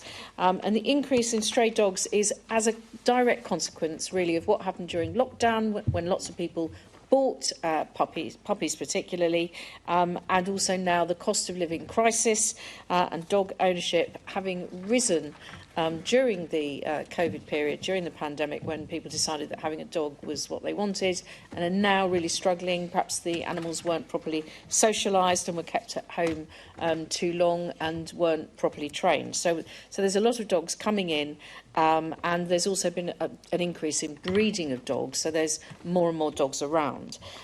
So the motion outlines 2 practical steps that it's asking should be taken to address this issue. First, public space protection orders, or PSPOs as they're sometimes called, can be used by local authorities. And local authorities have a massive role now to play in the sphere of picking up stray dogs. They are virtually alone in their responsibility now in that. And secondly, the motion talks about promoting microchipping. Almost all of the dogs turning up in Battersea and other shelters are not microchipped. It doesn't talk about neutering, but obviously another way to address this issue is to ensure that the public understand that if you get a pet, it is part of responsible pet ownership to get your animal chipped. Thank you very much. Microchipping is a legal requirement, but PSPOs must be used safely by local authorities, and some are over-enforcing. I urge you to support this motion. Thank you. Seconder, are you formally seconding, or are you going to speak? Could I speak? Okay. Thank you. The rapid rise in the number of stray dogs in London is both sad and worrying. And the examples that Assembly Member Cooper gave actually are just very, very heartbreaking. As somebody who's owned by 3 cats, I found the issue of 2 to 3 week old kittens just being abandoned very difficult. It's a concern for animal welfare and a public safety risk that there are so many stray dogs. As Assembly Member Cooper has just outlined, it's shocking that so many stray dogs are purposefully abandoned. This motion sets out steps that we can take to address this growing problem. We do need to do more to raise awareness that microchipping is a legal requirement, and it's an affordable way to prevent strays, as it helps to identify dogs and to trace owners. And PSPOs are one of a number of tools that can be used to tackle strays and promote animal welfare, but need to be used with discretion. I was pleased to join Assembly Member Cooper at her event today with Battersea Cats and Dogs Home, where these issues were discussed, and thank you to Battersea for being there today. This motion calls on the Mayor to work with partners, for example, London boroughs, the third sector, the Met Police, to do more to address the rise in stray dogs. I urge the Assembly to support this motion. Thank you. Assembly Member Hall. I'm going to be very quick. Thank you so much for bringing this motion to us. It's such an important thing. I apologise I couldn't come. To be honest, I'd have been in floods of tears. All too often, us humans do not deserve these animals. Thank you, ladies, for bringing this. We will certainly be supporting. Okay, any other contributions? Wilson? Thank you, Chair. And thank you, Assemblymember Cooper, for tabling this motion. Thank you also for hosting the event this morning. This afternoon. Funny things that time does to us, isn't it? Which, with the representatives of Battersea, and of course it was fascinating to hear their stories, and as Assemblymember Hall said, often quite heartbreaking to hear the way that some of these poor defenceless animals have been treated, and it's great that Battersea exists to give them hope and give us hope that we can deal with them better. Now, as a dog owner myself, and I'd like to think a reasonably responsible one, this is a subject that is very, very close to my heart. So I truly welcome these efforts to raise awareness of the growing problem of strays and abandonments, and I applaud most strongly those working in Battersea and in local authorities to address and deal with the consequences of this growing problem. I also welcome the other part of the motion that calls for local authorities' policies to be consistent, fair and proportionate. Dogs need to have the time and space to behave as dogs, and that inevitably needs or includes the ability and the opportunity to run off lead. I would congratulate most strongly the East London Dog Community Group in pushing back against the worst excesses of Tower Hamlets' proposed PSPO last year. Very happy to support this motion in its entirety. Okay, those in favour, please show. I assume there was no signing up, Chair. Sorry, no, yeah, you don't want Is that unanimous? Oh, sorry, I believe that's We don't want unanimous, summing Chair. up. Thank you. On this occasion, I didn't think we were moving, but I'm sorry to take away your... My summing up is, if you get the chance, go to Battersea or your nearest shelter and do what you can to support their work. And particularly in the run-up to Christmas, I think I don't need to say, to remind people you can adopt a rescue rather than puppies and kittens. I apologise to Assemblymember Cooper on the summing up issue. Can I bring in Assemblymember Hall to move a motion on justice for grooming gang victims? We have an alteration I think she's going to advise us on, and we've still got potentially And we have got an amendment. As well, Chair. Thank you very much. Thank you, Chair. I think you've all got a copy of the alteration. It isn't a lot, but it's just a slight amount. I hope that you all agree with that. Just to say, I won't go through a big speech. You all know how I feel about these rape gangs, grooming gangs. You all know how distressed I was, and indeed the victims were, when they didn't get the answers, and we're not getting the answers that we need. I have to tell you, it's the tip of the iceberg. After that January meeting, I cannot tell you how many various phone calls I've had. I've met with very many of these victims. It has been going on for years, but it is still going on now. We cannot ignore it. This keeps coming up and then it dies down and the press and everybody else walk away from it. Well, I don't think they're going to this time, and they cannot. We're not talking about perpetrators as such. We're talking about paedophiles. That's what we're talking about. Some of these girls are 14, 15. Some of them are even younger than that. Their lives have been absolutely wrecked. We must have a national inquiry on this. It's been an utter disgrace the way it's just been kicked into the long grass. I will not stop going on about this. Obviously, my focus is on London, and I'm unfortunately having to direct people that are contacting me from all over the country back to other people, because the situation is London is so bad. But we do need this inquiry. We really do, and I do hope you will support that. Thank you. Thank you. Can I ask Assemblymember Giorgio to second? Second, and I'll reserve my right to speak for this moment. Okay, and then can I ask Assemblymember Wilson to move his amendment? Thank you, Chair, and thank you, Assemblymember Hall, for tabling this motion. We know it's a subject that you're very, very passionate about, and we saw that again earlier on this afternoon. I welcome the motion. I absolutely welcome the sentiment behind it and almost all of the wording. I don't need to spend much time repeating what we've already heard, both in the Q&A earlier and in the discussion we've had so far.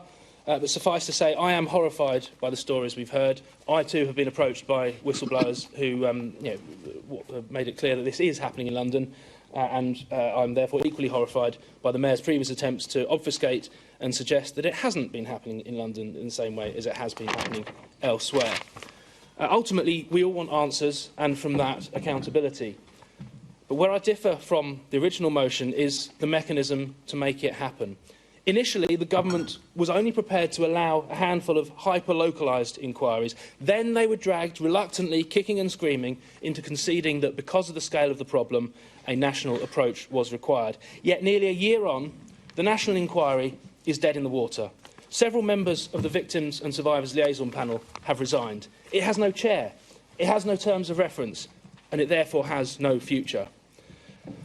The preamble text of the original motion actually makes my argument for me in that case, because it shows the failings of the existing approach. So that's why we'd like to suggest an alternative approach to get this up and running, a parliamentary commission to take over the investigation so it can be done more quickly and in the full glare of both Parliament and the media, instead of an opportunity for the government to kick the can down the road. It would have the power to compel witnesses to give evidence under oath. So let's get on with this, get the answers we, but most importantly, the victims need and deserve. Thank you. Okay, Assembly Member Prince to second. I so second and reserve my right. Thank you. Okay. Any other contributions? Sorry, bring you in. Do you want to do it now? Forgive me. Do I talk about the amendment? You can share a view on the amendment of whether you would accept or not going to accept. That might be helpful to people. Okay, I like to be helpful from time to time. Talking about the amendment, a parliamentary commission is the National Reform Party policy. It has been criticised by the legal profession as not workable. Those with knowledge of Parliament say it wouldn't work. Having Parliament investigate is not what the victims equally have asked for. So we must get this right to get victims the justice. And this reform amendment would not do that properly. We have altered the original because we agree with Labour, and we were quite happy to change some bit because we must get this motion through. It's so important. But my group will not be supporting the amendment. Thank you, Chair. Assembly Member Georgiou. Thank you, Mr. Chairman. I won't be as polite about Assembly Member Wilson's amendment as Assembly Member Hall was. How desperately sad. You had two hours, you had plenty of time to get into the grooming gangs discussion with the Mayor of London. You could have come to Assembly Member Hall, you could have gone to the other political groups and said, why don't we try and improve this? But instead, you're going with the national position to support your mates in Westminster. Quite frankly, that's not how business is done in the London Assembly. And quite frankly, I wouldn't trust Westminster politicians with this, with a parliamentary commission. I wouldn't go near and barge, maybe Lord Bailey over here, but that's about it. You know, reform, and I'm disappointed with Assembly Member Prince. He should take over as leader, quite frankly, from Assembly Member Wilson. I would say the same sort of politics they're playing now is exactly the sort of politics that the Mayor of London, Sadiq Khan, was playing with Assembly Member Hall back in July. Extremely disappointing. We are talking about 9,000 cases, and I hear what the Commissioner had to say, that number may flex over time. So I would just remind the Assembly, and I hope this is still a position moving forward, that the Conservative amendment, as outlined in the motion, so I won't go all over it, we did want £122 million additional funding, but 4.5 million of that to go into a London grooming gang inquiry, which I'm sure, you know, all right, we may differ about the amounts, but fundamentally, I hope we can all agree this is what we should be doing. So I would say, through you, Mr. Chairman, that I'm so glad the impression that I've gotten is that the Conservatives and Labour are taking leadership on this. I can't speak for my colleagues over here, but it's sad that Reform hasn't. And they're playing party politics. So thank you very much, Mr. Chairman. Assembly Member Prince.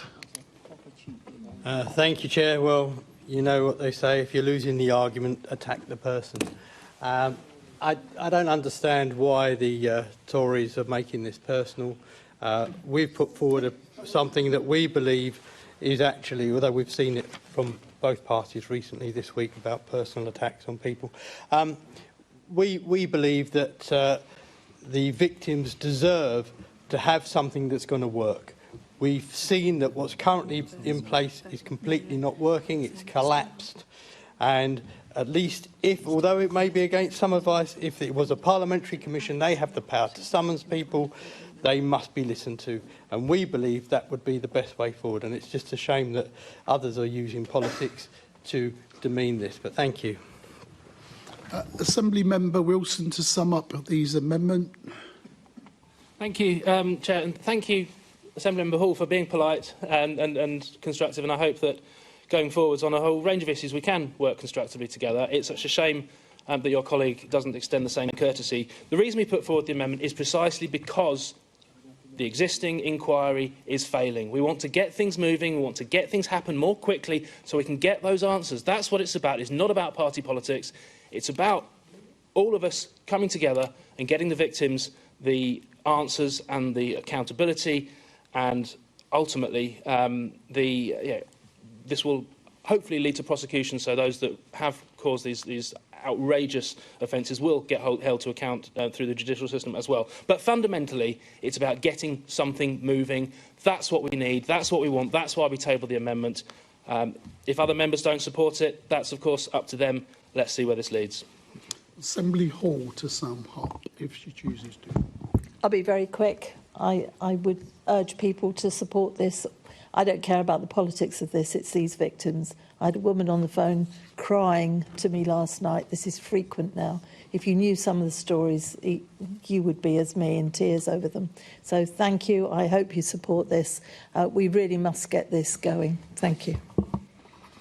OK, so let's move. Votes on the amendment, please, Chair. Can we see votes in favour of the amendment? That is 2 votes in favour. Can I ask for votes against the amendment, please? That is 1, 2, 3, 4, 5, 6. I'm sorry, I can't see everyone's hands. 1, 2, 3, 4, 5, 6, 7, 8, 9, 10, 11, 12, 13, 14, 15, 16, 17, 18, 19 votes against. Chair, that amendment falls. Please, can we have votes on the substantive motion as altered by Assemblymember Hall, please? Votes in favour? That is unanimous, I believe, Chair. Unanimous. Thank you very much, members. Thank you, Rach. Let's move to the next motion, which is Transgender Day of Remembrance. Assemblymember Russell to move. This has been altered, and I believe members have seen copies of the altered motion. That's correct. Yep.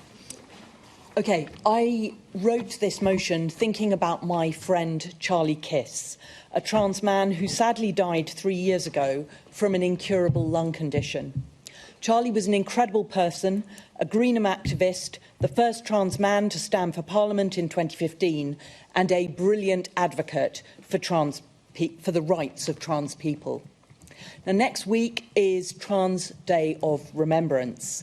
It's a day for remembering the trans and gender diverse people who have lost their lives through horrific acts of anti-trans violence and hate. We remember people like Brianna Jai and Naomi Hersey and so many others whose names we may never even know. And importantly, Trans Day of Remembrance also honours the lives of people who have died by suicide, including trans activists such as Ellie Che and Sophie Williams. Trans people face unacceptable levels of violence and discrimination. These are not small acts of prejudice. This is a crisis of hate that targets a community already pushed to the margins. Many trans people are worried to do just everyday things that most of us take for granted, using a public toilet, going to work, seeing a doctor. In the years since Charlie died, we've seen a sharp increase in the transphobia in mainstream media discourse, with gender-critical ideology being used to challenge and intimidate inclusive institutions and organisations through litigation. The April 2025 Supreme Court ruling on the Equality Act 2010 in the For Women Scotland case has added to the hostile culture that trans people navigate daily. Under the Gender Recognition Act, a trans person is legally recognised in their gender and remains protected under the Equality Act of 2010. April's Supreme Court ruling did not mandate transphobia. Institutions can, and in my view should, be as inclusive as they wish to be in the services they deliver. In London, transphobic hate crimes have more than doubled in the past 5 years. 1 in 4 trans people have been homeless, and nearly half of all trans people have attempted suicide. So I hope you will all support this motion, asking the Mayor to work with the Minister for Women and Equalities to continue to raise the issues that the GLA found with the Supreme Court ruling, and to commit that the GLA family will remain an inclusive employer and public sector partner to the thousands of SMEs, charities, community interest companies and business groups it both works with and helps fund. Thank you, Assembly Member Russell. Seconder, Assembly Member Bakari. Thank you. Assembly Member Buff was actually going to be seconding this motion, but unfortunately couldn't make it today. But I do want to commend him for being such a staunch ally for the trans community, taking a stand sometimes even against his own party. And I very much hope his fellow Conservatives will support this motion today in his absence. And I want to first echo everything said by Assembly Member Russell about the absolute needless tragedy of so many lives being lost to anti-trans violence and hatred. It's important that we all take a moment, both now and next Thursday, to remember that loss and to reflect on the terrible levels of despair, anxiety and fear in the trans community right now. They have been placed on the front line of a cruel, dangerous and dehumanising culture war. Their lives, their dignity, their rights have been turned into a political football, a subject for debate. And let me be very clear, trans rights are not up for debate because they are rights every single one of them, one of us deserves.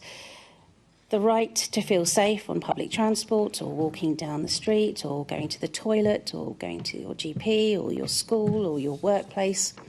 Nobody should have to live in a constant state of anxiety, fearing discrimination or violence simply for being who you are. So the Liberal Democrats support this motion wholeheartedly, and I hope everyone here will do the same. And I thank Assembly Member Russell for raising this. Thank you. Open for debate on the floor. Anyone wishing to take part? Okay, then I'm going to ask the summing up. If there's anything further that you wish to say, Assembly Member Russell. I'd just like to say that trans rights are human rights, and I hope that everyone will vote for the motion.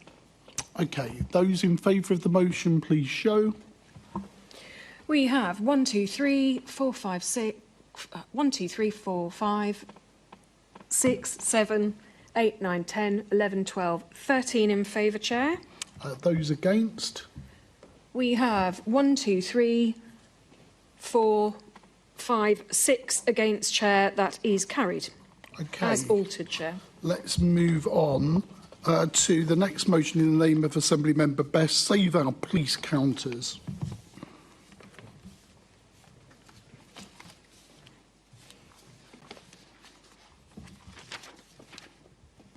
Thank you, Chair.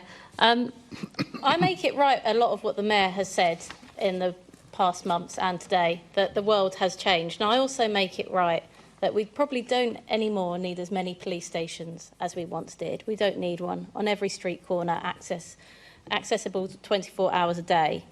But I also do make him right in his manifesto last year that the ballpark of where we need to be is a police station in every borough operating 24/7.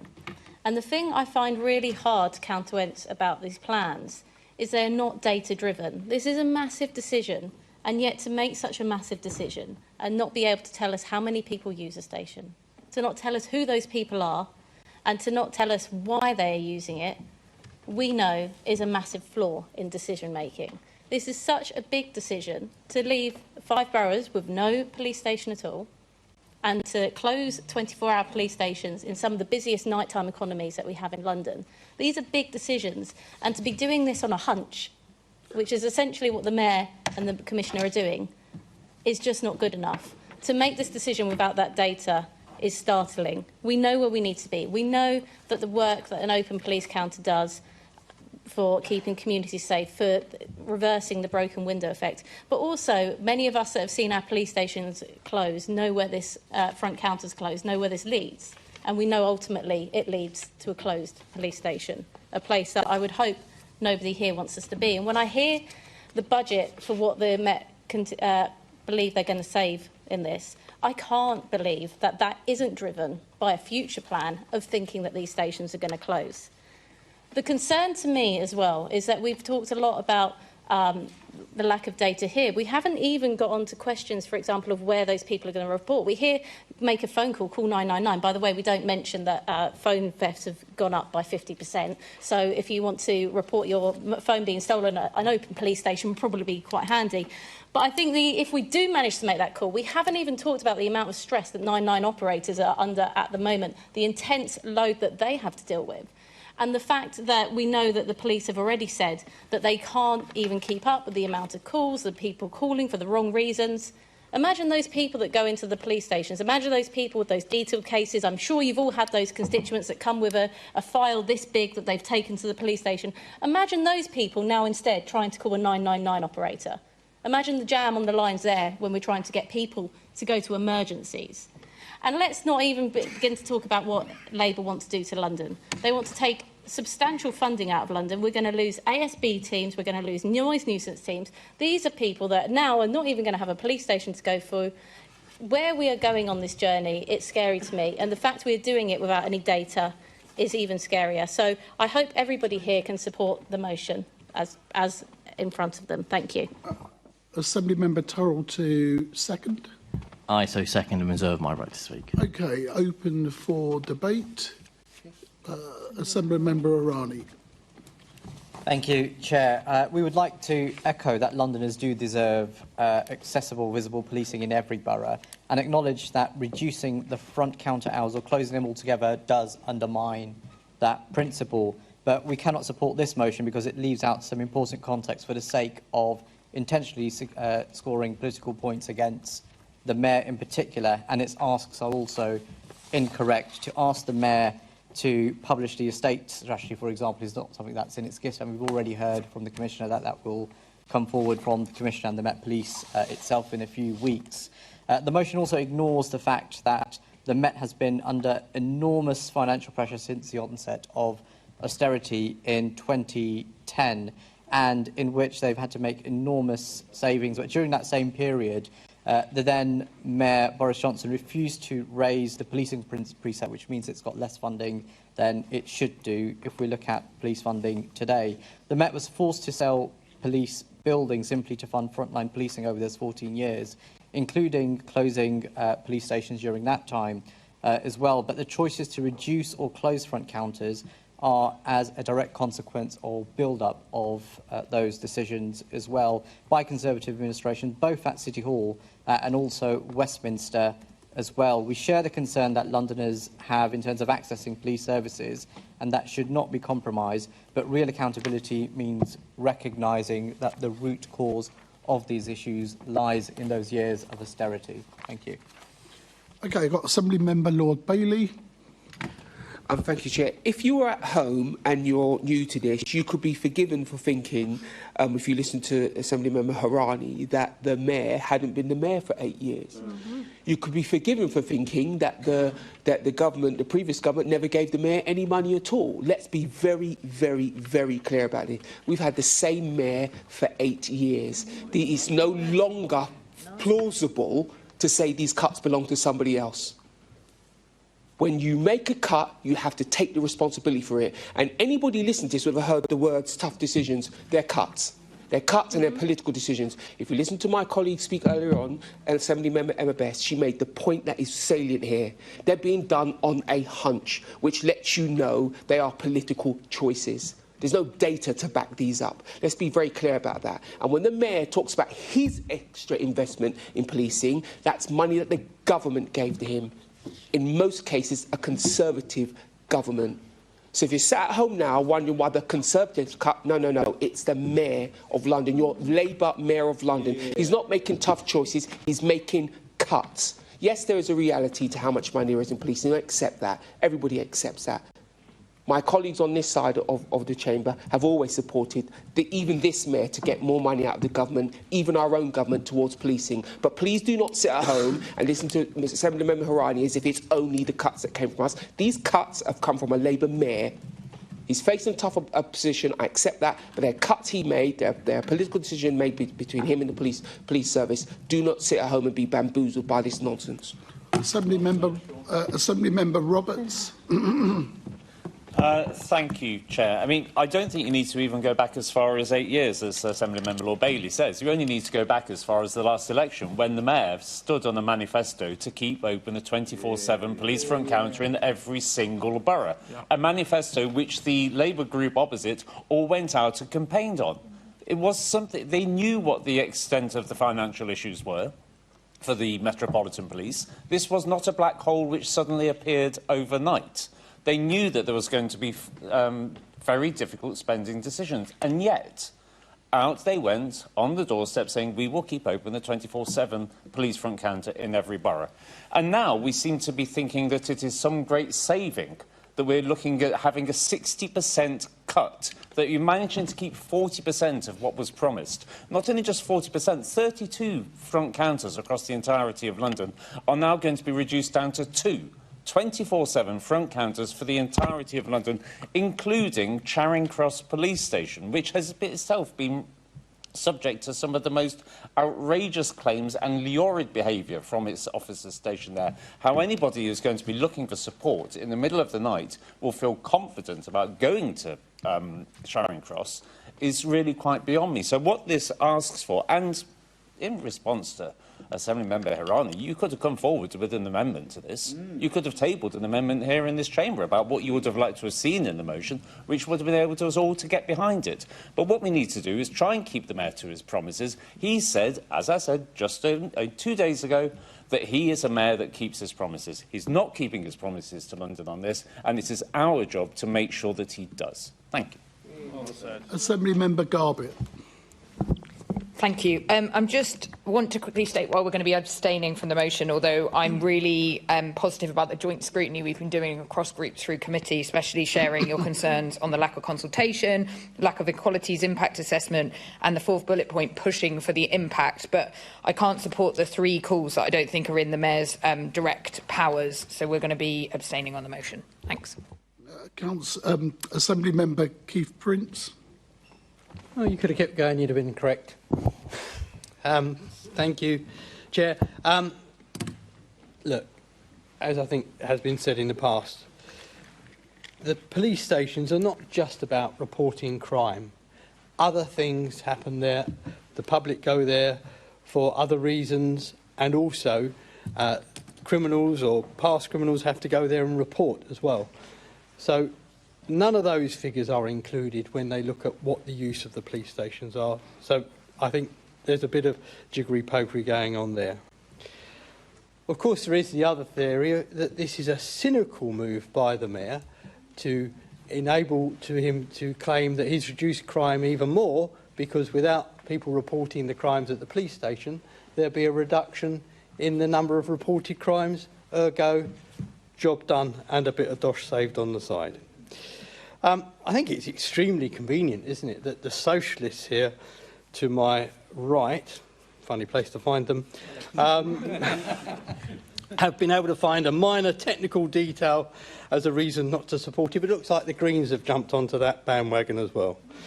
But I don't see how the socialists can blame the Tories for their own Rachel from accounts, who has been starving the police of resources. And let's just see, you know, the Mayor said how wonderful things are going to be under a new Labour government, how they're going to be back in London.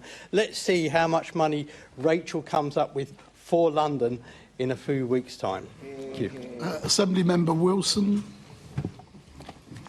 Thank you, Chair. And this is a motion that I welcome in its entirety, and I think it's a good example of where we can work together, hopefully without any further childish snipes from some members. No, I'll guarantee you that. I know I've only been here since last year, but this is the subject on which I've had more correspondence than any other.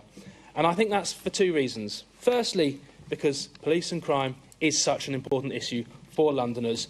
So many Londoners are concerned about rising crime. They want to feel safe on the streets, and yet all they see from this mayor is policing in retreat. Secondly, because the overt breach of such a high-profile manifesto pledge goes to the heart of why so many people now are losing faith in the political process. We have politicians who get elected saying one thing and then doing another, and that's exactly what we've seen from this mayor. So we've seen both petitions presented at this meeting focused on this issue because it's such an important issue. We know what the mayor's response will be because he never listens to us anyway, but that's no reason to stop asking the question. So I would have hoped that on this crucial issue, the whole Assembly could speak as one and ask the mayor and the Met to think again. Thank you. Assembly Member Turrell. Thank you, Chair. I'm disappointed that the Greens will be abstaining on this important motion. Given they're a party that keeps telling everyone they want to replace the Labour Party, how can you replace the Labour Party when you're nothing more than a sub-branch of it? So, this is a community, this is a policy that makes the police, more distant from the communities they serve. It's a policy that ignores reality. It's been based on as a lack of data proving it. Here's some data that proves how I'm listening. Both Bexley Heath and Bromley Police Station, since they became their borough's only 24-hour police station, Bromley has seen an 88% increase in crimes reported daily. Bexley Heath has seen a 44% increase. These closures will hurt areas with growing and thriving nighttime economies, and it is based in the belief that crime somehow respects business hours. But it's not just about the business case. Closing police front counters at night has a disproportionate impact on vulnerable groups such as domestic abuse survivors. But this is Bromley wasn't on the original list to have its front counter closed or reduced, but it somehow snuck its way on. The mayor must have realised he missed it when he went round. But this is the second time he's come after Bexley Heath Police Station. He tried to close it in 2017. Now he's coming after its front counter. The Conservatives in Bexley defeated him last time and defeated these, and they stand ready to do so again, with over 5,400 people already signing Louis French's petition against these closures. But this isn't just an attack on community safety. It's not just something that will harm community safety. It's about keeping promises. The mayor stood on an election promise to keep a 24-hour police front counter in each borough. He should keep that promise. Assembly Member Best, to sum up. Thank you. I just think that the funny thing I hear today is when it's Conservative decisions, it's cuts. When it's Labour decisions, it's tough choices. But actually, what this is nothing to do with tough choices. It's bad decisions. Bad decisions has led Labour and the Mayor to this point. And I come to Assembly Member Harani's strange reasons for not wanting to support this, but essentially it came down to that we were asking the Mayor to do something he couldn't. Well, he is the Police and Crime Commissioner. No, he can instruct the Met to work on stuff and say, get the estate strategy out, just so you're aware. Anything that you want, the buck stops with him. Your second concern seemed to be that we didn't talk about police funding in Conservative years enough. But as Assembly Member Roberts mentioned, you didn't put an amendment in. And I presume you didn't put an amendment in because you can't actually find a year in which police funding was any less under Sadiq Khan's terms. I presume you didn't put an amendment in because the Assistant Commissioner sat there and said all these problems arose from the funding from the Labour settlement in late 2024. And I presume you didn't put in an amendment on funding because we put in an amendment in the budget process to put an extra £120 million into the Met Police, which you voted down. So I presume that is why you can say those nice words, but there was no amendment and no words on paper to back it up. Assemblyman Garbett, I am very disappointed with you. That was very weak words, and although I'm sometimes not entirely supportive of the things that I do, I think to thrust in the right direction is the best thing, and I'm upset that that is not what you have chosen to do today in the Green Group. But look, to come down to it, we've talked about the number of petitions that are running. We've got 3,000 signatures now in Chingford about ours. This has really lit a fire in communities. This is extremely important to them. But as has been mentioned, this is about broken promises as well. It's something the Mayor said he wanted to achieve in 2017, 2019, 2021, 2022, 2024, and he's been caught out breaking this promise. He broke his promise on hiring officers, he broke his promise on ULEZ, he's broken his promise on the police stations, he broke his promise on being a Swiftie. What other promises is he going to break with Londoners? Yeah, they're over time. Thank you. Right, we're now going to move to vote. Those in favour of the motion, please show. That is 1, 2, 3, 4, 5, 6, 7, 8, 9, 10 in favour, Chair. Those who... let's cut to the chase. Those who wish to abstain, please show. Abstentions. You can record abstentions if you'd like to. Do you want to record abstentions? We're just... I think we should. We're abstaining. Yep. OK, thank you very much. That's carried. Sorry, I haven't actually counted. Do you want me to count abstentions? So can I just clarify? No votes against? There's there are no votes against. There's no votes against. Is there? Yeah. Fine. If you don't want it, I just think we should show where we are. I'm not worried any about member abstaining. can record abstentions on behalf of their own group if they would like to. So Okay. Right, so let's move on then. It's carried. It's there. The Tories have their moment. I'm still looking for the smelling stones of being called a socialist, which I've for a long time been called that, but thank you. The authoritarian nature in me. Let's move to the next motion. In the name of Assembly Member Rowley, to move. Thank you, Chair. I strongly welcome the government's national commitment to give 16 and 17-year-olds a vote in time for the next general election. This makes good on a manifesto pledge, which we've spoken a lot about at this meeting, which will help modernise and renew our democracy. While it's significant progress to make this change for the next general election, obviously the London election has a set date in 2028, and we haven't heard any update about whether this will be in place for the next London elections as well. So I see no reason why these changes can't be made in time for the next London elections in 2028. It gives us plenty of time for it to be implemented. And I've been fortunate enough to regularly engage with young people at schools and colleges across my constituency, and all Assembly members have seen the excitement that young people have in visiting City Hall. In my experience, young people are just as engaged, if not more, and informed on the political process as anyone else.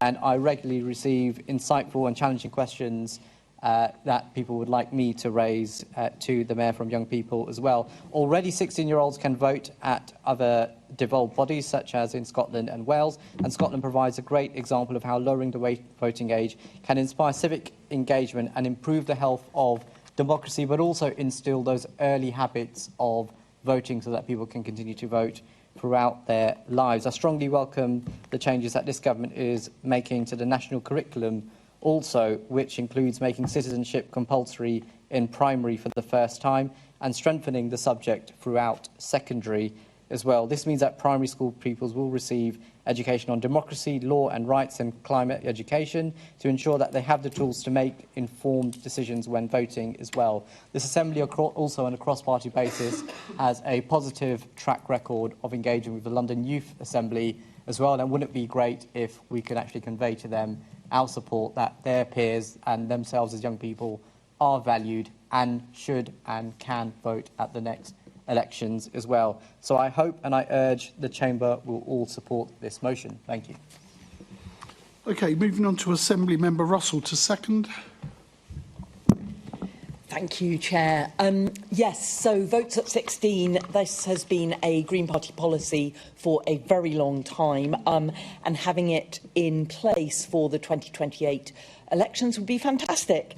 Young people engage with us, with our group, regularly on topics that matter to them: climate, trans rights, the bus they take to school, and lots of other things. So I think it's only right that we include them in the system. And if the government is planning to have votes at 16 by the next general election, we really should try and get it in place for the next London election so they can have their say on the way our city is run. So the Greens will be voting in favour. Okay, so now open to debate. Does anyone wish to participate? Okay, we're moving to summing up. I'm going back to Assembly Member Rowley. Thank you. There's no responses for me to sum up or come back to be honest. So, those in favour? This is on the basis of the altered version. Of the altered, sorry, I should have mentioned that. So those in favour of the altered motion, please show. That is 1, 2, 3, 4, 5, 6, 7, 8, 9, 10, 11. 11 votes in favour, Chair. Votes against? That is 1, 2, 3, 4, 5, 6, 7, 8 votes against, Chair. That's carried. Okay, the next motion has been withdrawn. That was in the name of Assembly Member Cooper. We're now moving on to motion 3.7 in the name of Assembly Member Bakari. Thank you, Chair and colleagues. Every week, my inbox fills with messages from firefighters about racism, misogyny and homophobia that they have been subjected to, and quite frankly it's really hard to hear it, the pain that they're going through. 3 years ago this month, Nasir Afzal's independent review laid bare the truth. Institutional misogyny, racism and homophobia in the London Fire Brigade exists, and these are not minor issues, not isolated incidents, it's institutional. We know there's a problem, and since that review, our own fire committee has also heard the testimony of firefighters directly who had painted a deeply troubling picture of inexcusable behaviour continuing and going unpunished. A single dismissal for racism, misogyny or homophobia since the Afzal review was conducted. And as for the professional standards unit, the very body meant to address these issues, firefighters simply don't trust it. They told the committee directly they fearful that their confidentiality, they doubt fairness, and we found it under-resourced, suffering significant delays and critically lacking independence. Now, many firefighters also told us they didn't trust the union to support them. The threshold for the union to take up the cases is too high and essentially absent when they need it most. So they're alone, reporting into a system they don't believe in, without the backing they deserve. So forgive me if I'm not reassured that change in any real sense is underway. We have to see action. We have to check back in. And we cannot simply take people's words for it when firefighters are telling us a completely different story. That's why this motion calls for what is simply standard practice, a follow-up review. That's what responsible oversight looks like. And I have personally spoken to Nasir Afzal, who is willing to return. He wants to do this, to assess progress made, or otherwise through a targeted review with interviews, focus groups and data analysis. This isn't a radical demand. It's basic common sense to check up on progress. So I ask all of you to support this motion, demand the review, turn the spotlight back on. We owe it to the firefighters with more than just warm words. We owe them action, accountability and genuine change. Thank you. Moving to the second, Assembly Member Roberts. I'll reserve my right to speak, Chair. Okay, opened for debate. Assembly Member Clark. Thank you, Chair. I'm just a little bit surprised by this motion. I mean, I'm sure, as the former chair of the committee will recall, at the time she was chairing, that group that was met with by the committee was described by the committee itself as small and self-selecting, which is in contrast to the comprehensive approach that an HMI takes. Now, not to say that those experiences aren't valid, because they very much are, but when the HMI reviews a fire brigade, they look at it systematically. And so this motion is quite concerning. I mean, as you know, the Independent Culture Review was published in 2022. It was Andy Rowe, the then commissioner, who commissioned the report himself because he wanted external people to come in and look at the fire brigade, and they indeed interviewed over 2,000 firefighters. It had the full support of the mayor, and the review, as we all know, found the brigade to be institutionally racist, homophobic, and Islamophobic. We absolutely stand with everybody who has experienced discrimination at work and support the fire brigade's efforts in establishing a fair process. The Fire Committee has continued to work hard to scrutinise the brigade as they push forward culture change. The brigade's response to the culture review included establishing an independent complaint process led by the new Professional Standards Union. I remark that this is the first of its kind in its sector, and it was very much brought forward with the views of the union and the fire brigade and firefighters themselves. So detailed was the culture review. The PSU has been operating since 2024, so it's a year old, and I think it's premature to claim that there are ongoing concerns with a brand new unit. The motion calls to explore alternative structures, but doesn't actually suggest any, rather than building trust in the PSU, which again is only a year old and the first in its sector. As worded, the motion undermines the work of the PSU, rather than continuing to drive forward the culture change that we all want to see in the fire brigade. The Labour group will be voting against this motion and will continue Chair, the time is up. Okay, but we're continuing to support institutional change. Thank you. Any other contributions? No, sorry, Assembly Member Turrell. Thank you, Chair. The Conservative Group will also be voting against this motion and share many of the concerns with the motion that Assembly Member Clark has just outlined. Both Assembly Member Hall and I, as members of the Fire Committee, sit through the same meetings, hear the same testimonies, but we also heard both from the former Commissioner and the current Commissioner, and we are reassured that he is taking this seriously, that he is making and that he wants to drive the change that this motion strives to. As a result, we'll be opposing it. We're also particularly uncomfortable with the motion linking the work going on with the London Fire Brigade to what BBC Panorama exposed in the police, and would therefore not support. And one final concern that has come up as of yesterday is the further involvement of Nazir Aflaq, who yesterday tweeted that Hitler had 6 million mainly white people killed, the most evil man that lived. Leopold of Belgium had at least 10 million black people killed, never heard of him. Wonder why. We do not think this is somebody who can lead an independent review into this and carry the confidence of everyone. And therefore, the suggestion of further involvement of him in this is why we will be opposing this motion. Okay, going back to, I think we're into summing up. Sorry, yes, Assembly Member Roberts. Apologies. Thank you, Chair. Well, I think we should learn the lessons of the Panorama expose, to be frank. We took the police out of special measures. We had a Metropolitan Police Commissioner who was bearing down on, cracking down on bad behaviour, outrageous behaviour from Metropolitan Police officers.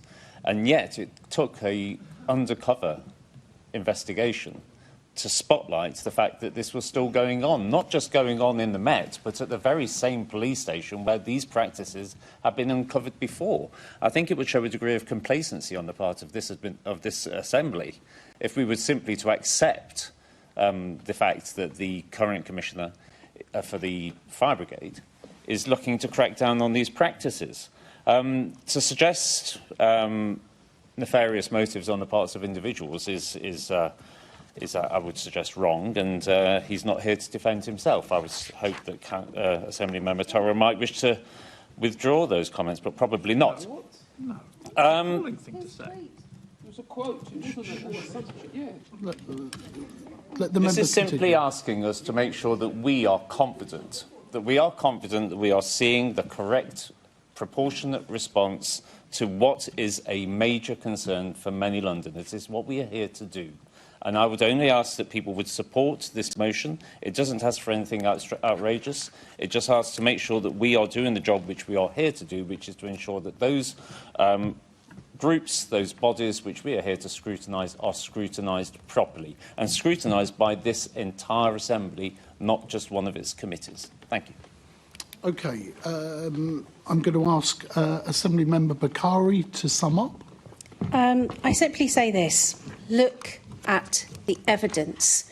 I have consistently asked the Commissioner for evidence. I have asked again and again the past Commissioner and the current Commissioner for evidence to say that they have dismissed anyone on regards of racism, misogyny and homophobia, and they cannot confirm one dismissal. And it's disappointing that I'm having to do this motion because of that evidence. But it is clear we have got firefighters who are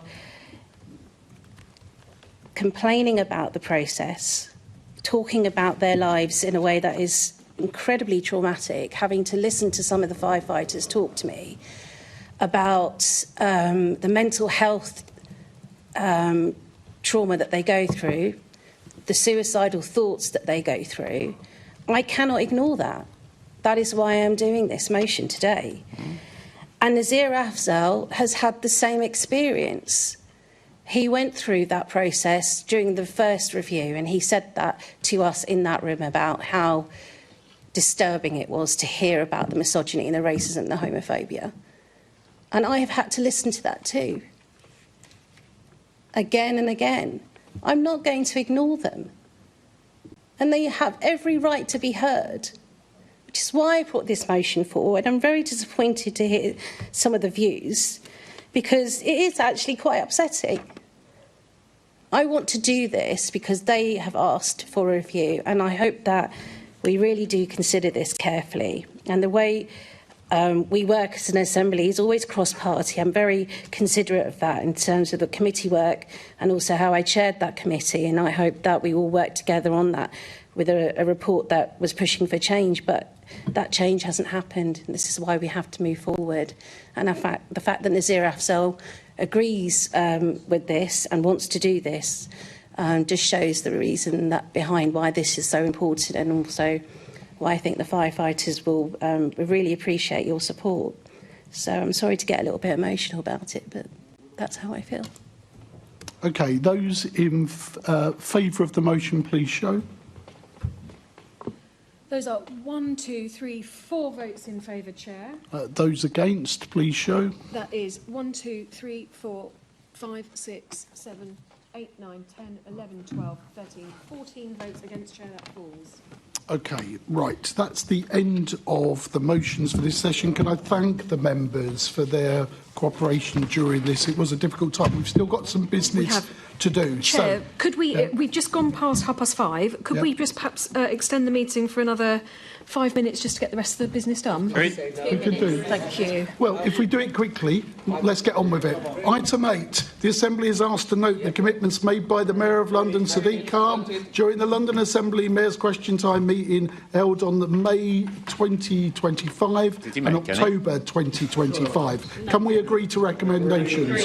Okay, item 9. Review of allocations of Assembly Committee seats and related matters. The Assembly is asked to A. Note the requirements to review the allocation of Assembly Committee seats following the change in the Assembly's political balance and having had regard to the rules of political proportionality that apply to allocation of seats and the guidance from the Executive Director of the Assembly Secretariat as to the numbers and allocations between political party groups of seats, both on an overall basis, and for each committee and body established agreed to allocate seats in accordance to the tabled Appendix 2.